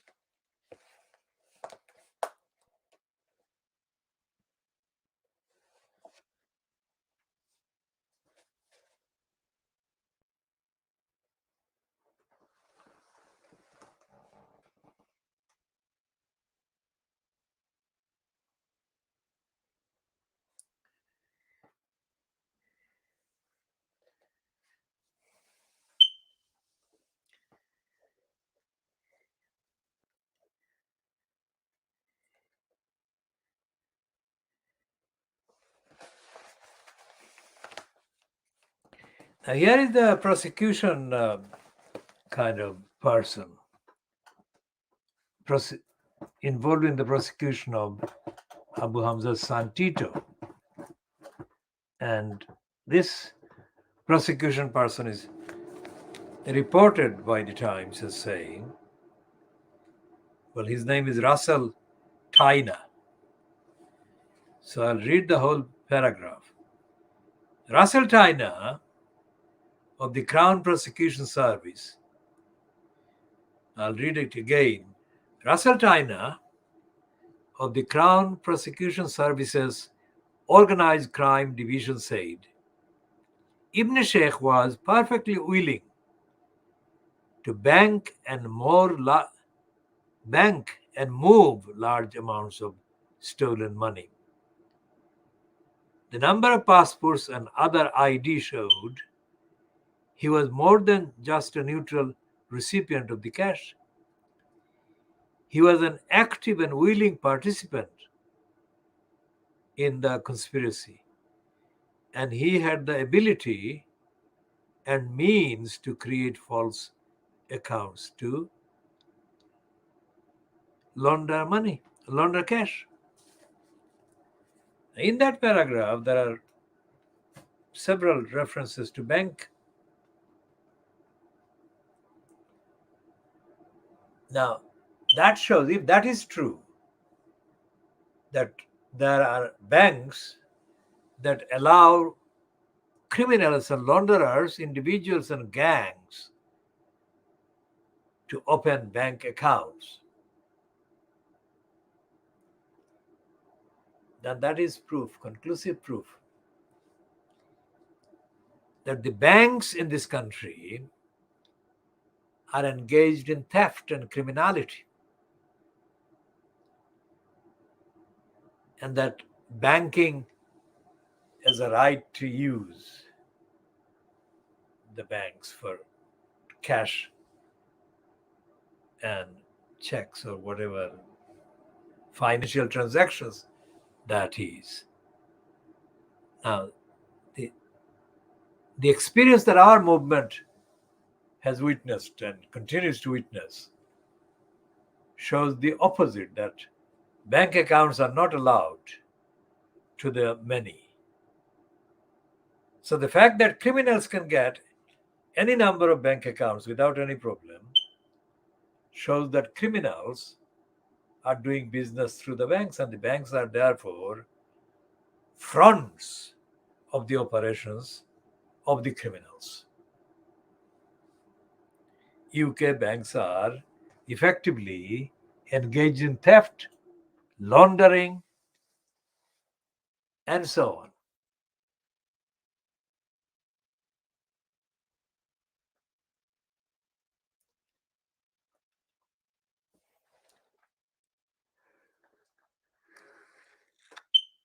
What we are doing is looking at the banks in detail in a dedicated kind of edition.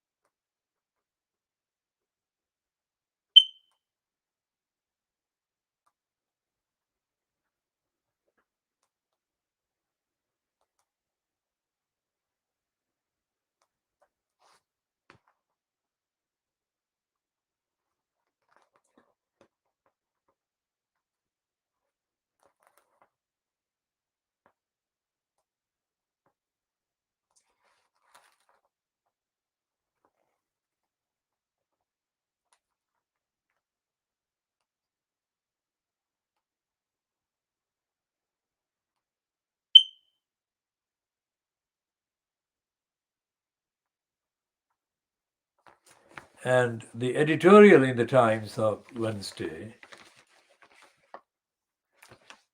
12th of January 2022, is headed Party Politics. And the subheading, that is a description of the heading, says successive breaches of lockdown by government officials demonstrate a shameful disregard for public duty. A diminished Prime Minister must now give direct answers. Again, the Times is lying. It sounds that the Times did this editorial, sounds like the Times is critical of the law breaking by Boris Johnson, but they make it clear that they are not referring to Boris Johnson. They say government officials. Now, how does that lead to the conclusion that the breaches have diminished the Prime Minister, who therefore must now give direct answers? Of course, he gave direct answers to the Prime Minister's questions. And that shows the stupidity of the times. Why would they want him to give any answers that are not the truth? So instead of saying direct answers, the Times editorial or leader column or leader comment of 12th January 2022, published on the 12th of January 2022, must contain only the truth. And there is no suggestion in the Times that all lies should be stopped and the truth alone, or only the truth, must be stated by the cabal. So, as I said before, every critical piece in Fleet Street about Johnson ends by giving him advice as to how to stay in power.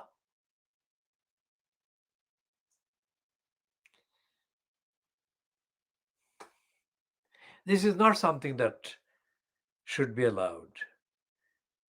If he has done wrong, and there is no need for an inquiry because everyone remembers, and the email shows, the text shows that he lied, there is no newspaper, not Times, not the Scum, not the Daily Mail, saying that Johnson should go.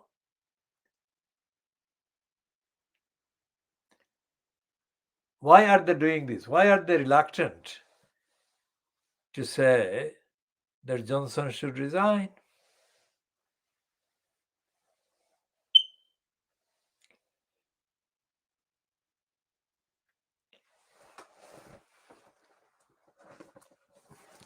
They're saying here in this, since Boris Johnson announced a lockdown in March 2020, the public has complied with restrictions on civil liberties, unprecedented in peacetime history of modern Britain. So Johnson and some of his number 10 colleagues, on the other hand, have conducted themselves with cavalier disregard for the rules. That is the inevitable implication of a leaflet. That is the ineluctable implication of a leaked email sent by one of the prime ministers.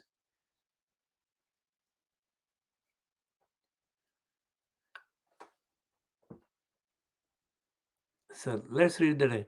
That is the ineluctable implication of a leaked email sent by one of the prime minister's top officials less than 2 months into the first lockdown. At that stage of the pandemic, people in England were limited to meetings in the open air only. 1% beyond that immediate household and large gatherings were forbidden. Yet Martin Reynolds, head of the Prime Minister's office,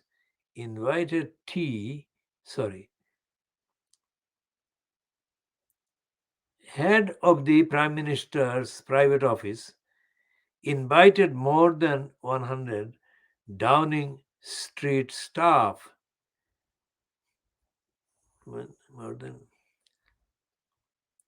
Head of the Prime Minister's private office invited more than 100 Downing Street staff to a drinks party in the garden of number 10. And then it goes weak. The event took place on the 20th of May 2020. Witnesses confirmed that about 40 people attended. Mr. Edison,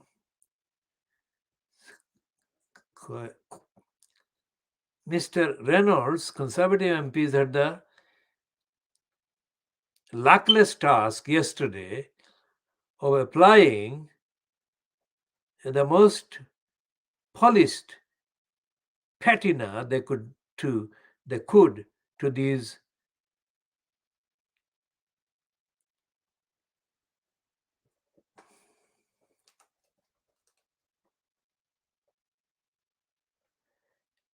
tergiversations. We shall check that word. They maintained yesterday that Mr. and Mrs. Johnson have the right to use their own garden, that Downing Street and the stuff.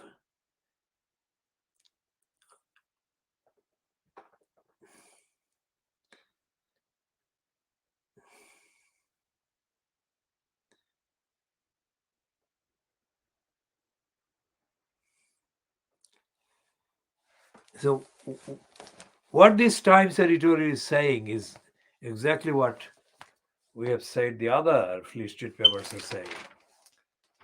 They are not criticizing Johnson, and they're most certainly not demanding his removal from the office.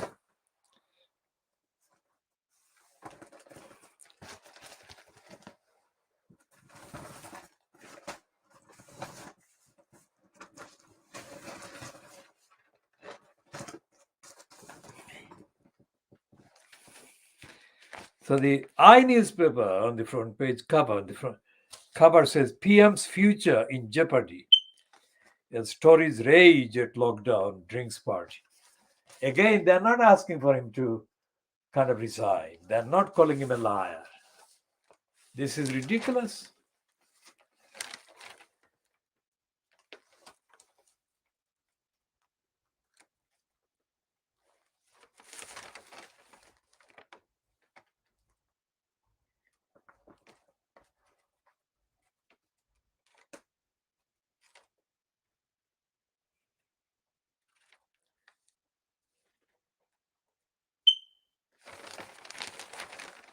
And this personal view by this I newspaper editor is called a letter from the editor, Oliver Duff, is typically, again,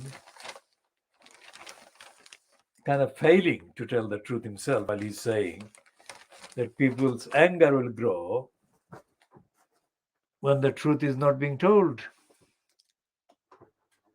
He's not telling the truth either. And he's only proving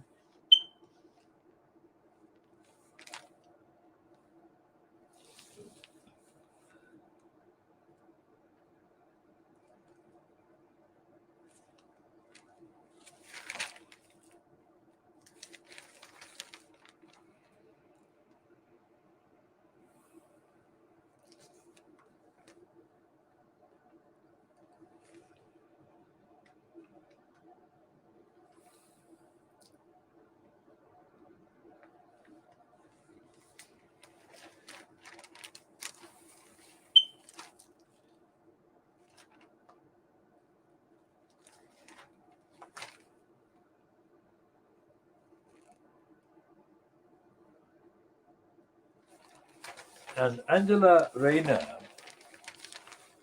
is being being given a small quote there by the I, which says near her photograph, Labour's deputy leader Angela Rayner scolded the Prime Minister's absence from an urgent question tabled in the Commons about the latest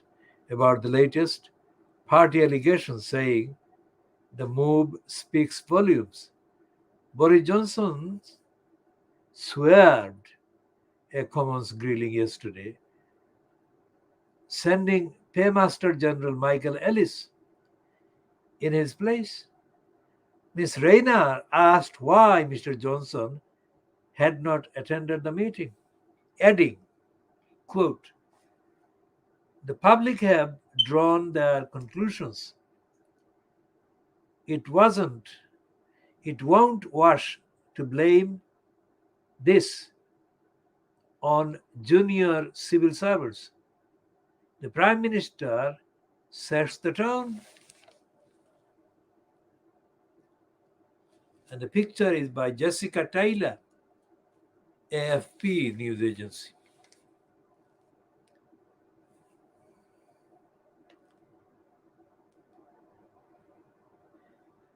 And this has got on this page 8 of the I newspaper, there is a insert picture of the same Jim Shannon, taken from his short statement about his mother-in-law dying alone.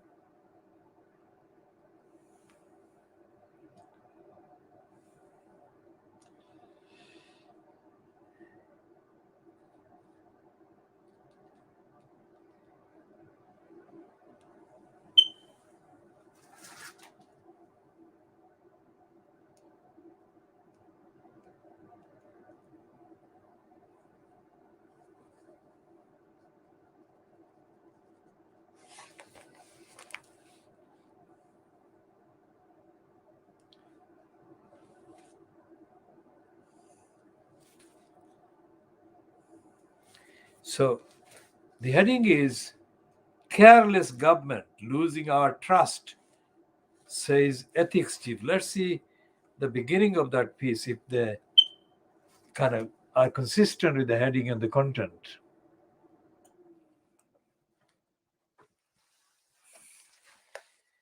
Members of the government have been careless over ethical standards, putting the public's faith in their integrity at risk. The UK's top standards watchdog have warned. Jonathan Evans, the former MI5 chief, who now chairs the Committee on Standards in Public Life, said allegations of drinks parties in Downing Street added a whole series of Congress questions over the government's conduct. He warned that ministers and civil servants were undermining their own work because they have to devote so much effort to tackling the multiple scandals.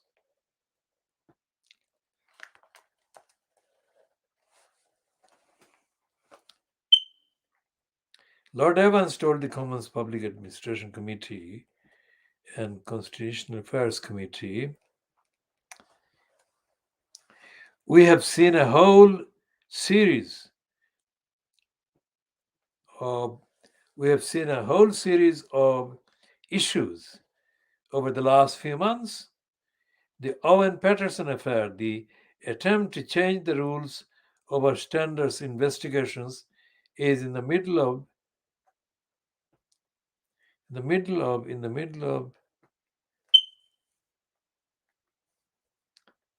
the investigation into Mr. Patterson's actions. The questions around the redecoration of Downing Street, and particularly the very bad processes that were clearly in place for keeping Lord Git properly informed, the Grensill affair, and now Partygate. All of those, I think, have demonstrated that there is at least a carelessness amongst people in government over standards issues, and possibly more than that. And You only need, I think, to look at one media reporting, and you only need, I think, to look up at any as look at the media reporting, the front pages of the newspapers over the past few months, and to some extent, of course, the polling, to see that people are concerned about these issues, that those who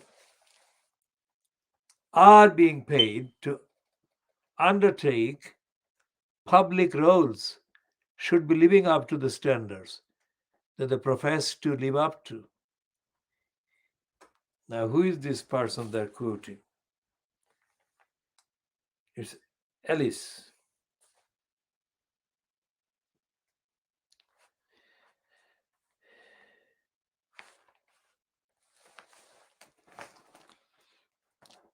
He also said that it will be in the government's own interest to monitor standards breaches more closely by telling MPs. I think it would have been very prudent proactively to ensure that people were being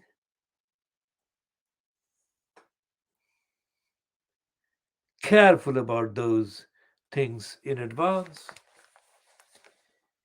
He added that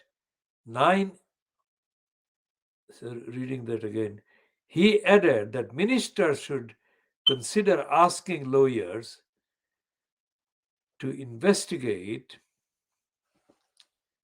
alleged rule breaking, but added that only the Prime Minister can leave.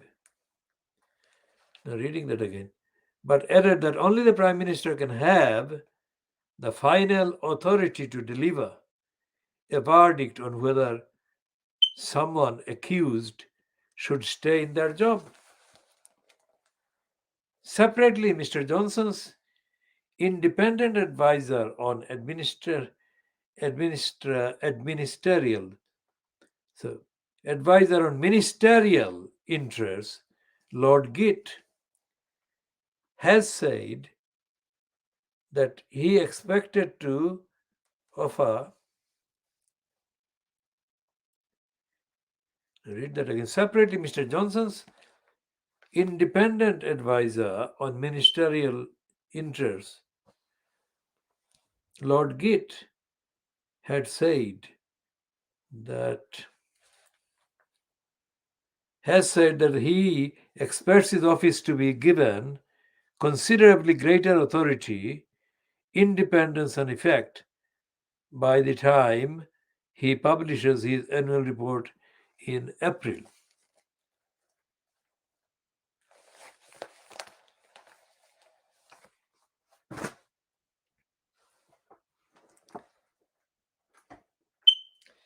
So, what is happening with this?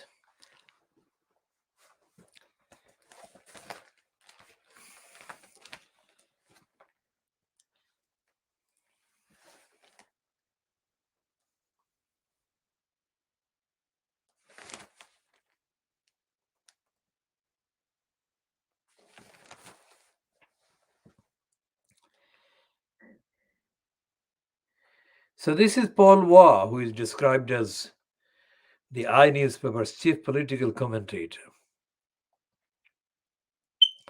Now, here I shall read the last few paragraphs of his piece today. Johnson feels like he is slowly hemorrhaging support, and unlike a few weeks ago, he hasn't got the luxury of a Christmas break to ease the pressure or reset the agenda.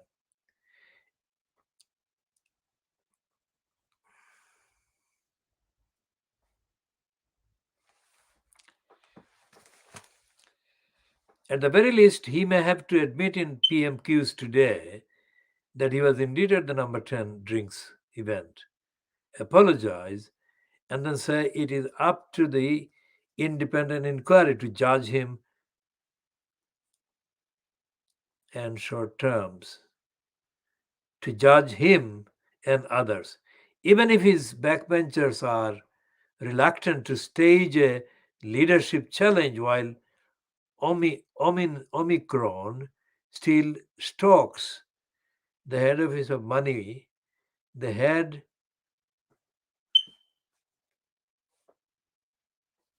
read this paragraph once again from the beginning.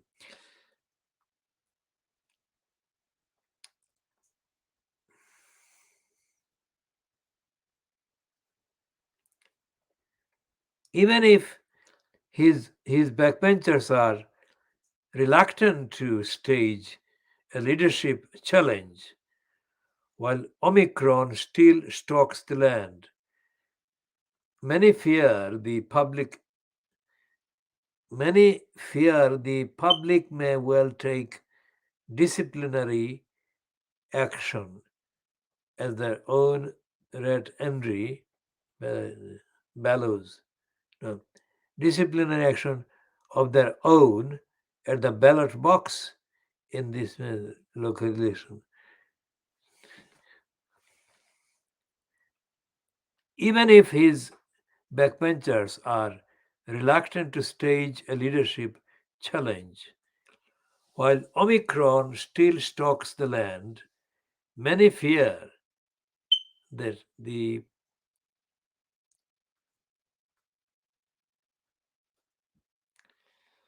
even if his backbenchers are reluctant to stage a leadership challenge with Omicron still stalks the land, many fear that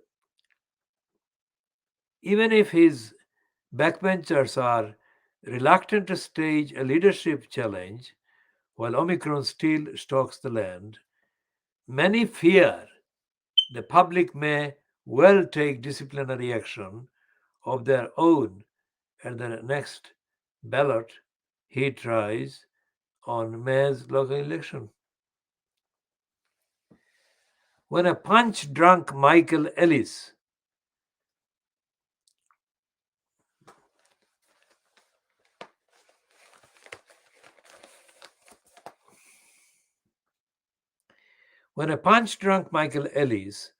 was asked yesterday whether Johnson would resign if found to have broken the law, he replied,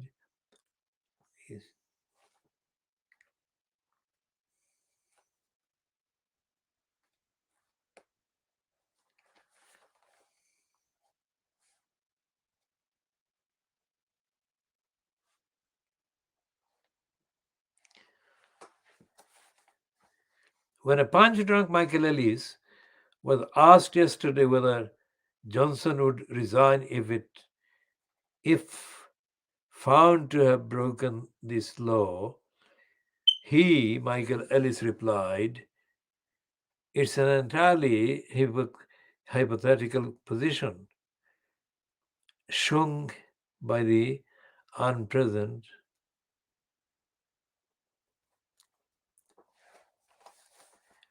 So, struck by the subsequent derisive laughter from the Stopham Emily,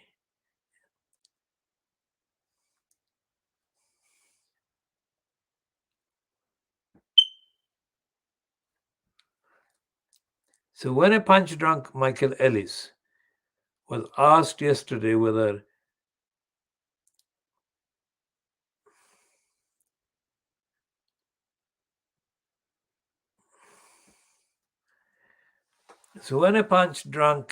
Michael Ellis was asked yesterday whether Johnson would resign if found to have broken the law enforcement, he replied, "It's an entirely hypothetical situation."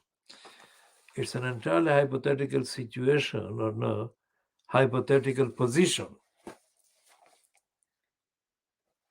Stung by the subsequent derives law from MP's adventure.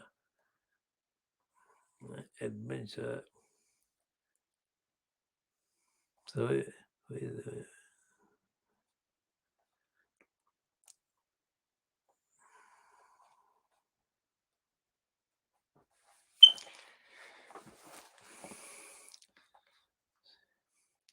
stung by the subsequent derisive laughter from MPs, he added, the Prime Minister is going somewhere. For a growing number of his MPs, MHs, that prospect simply is not there. Simply is not on the horizon. That, stung by the subsequent derisive laughter from members of parliament, he added, the Prime Minister is going nowhere. For a growing number of the MPs,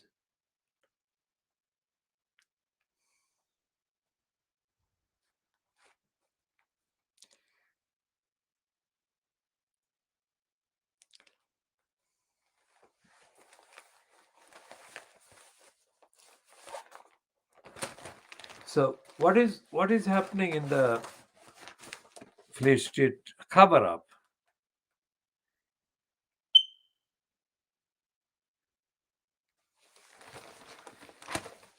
Is that they're not talking about the truth, really, none of them. They're messing about.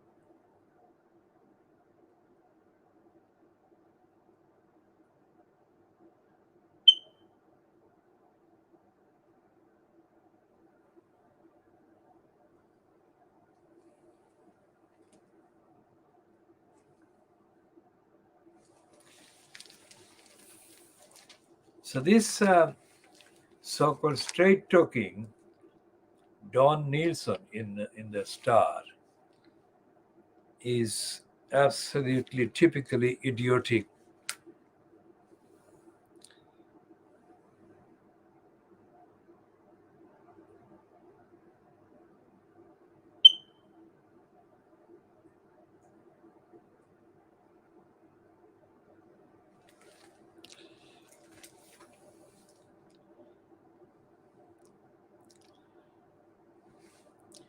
And they don't even use the term liar or lie about Johnson in this stupid kind of so-called satirical humorous dig at the liar Johnson.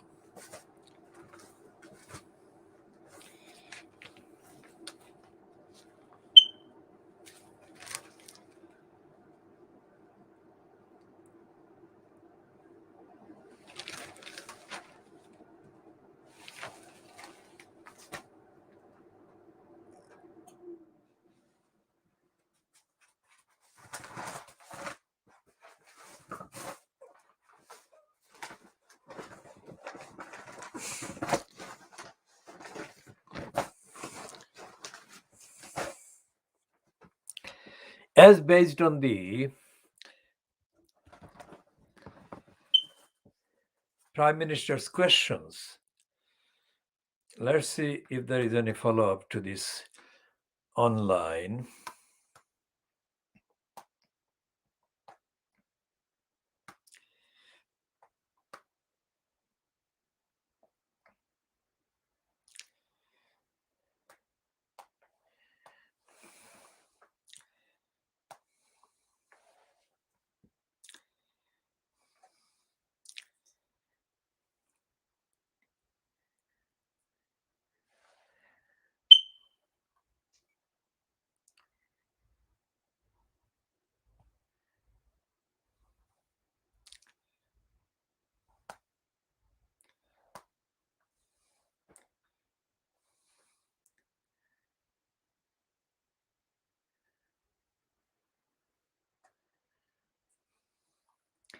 And the Independent says, which posted this 3 hours ago. So this is, what is the time now? This is 2 minutes to 1 local BST, 0058 hours GMT on Thursday, the 13th of January 2022.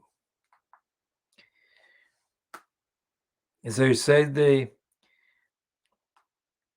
PMQs, that is Prime Minister's questions, was an example of the classic political apology.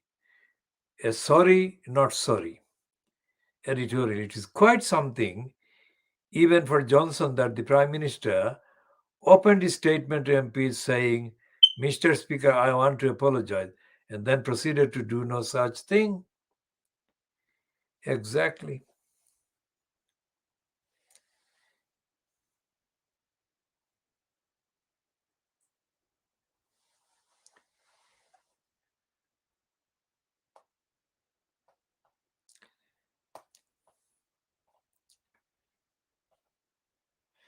And they said, the independent.co.uk, from the point of view of the Prime Minister himself, his ordeal in Parliament went about as well as it could, which is to say that he will probably still be Prime Minister by the end of the week. Beyond that is paywalled. We can't access the beyond that one. And the Guardian says, in its online version, that is, that senior backbench MP joins Scottish Tory leader in calling for Johnson to resign of a number 10 lockdown party. As it happened, that was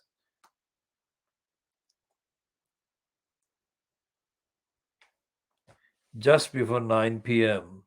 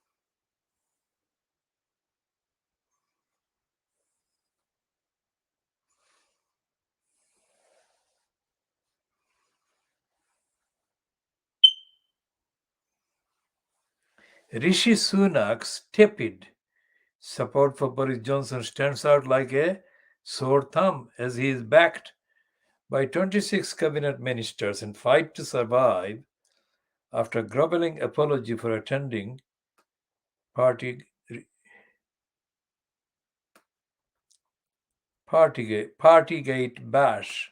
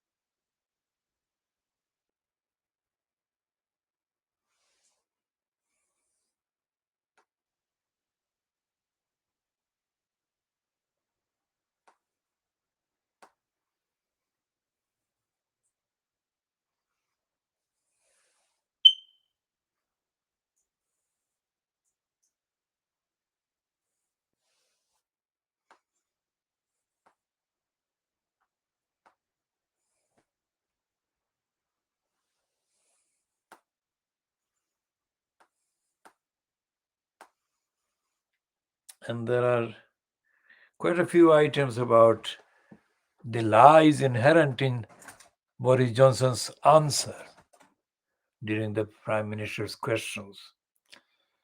So we shall be this is probably 3 hours. I don't want to be exact because the exact length of the broadcast will be visible once this is concluded and a video emerges. So it will be around 3 hours. We shall be continuing on these themes and updating in due course and in the due next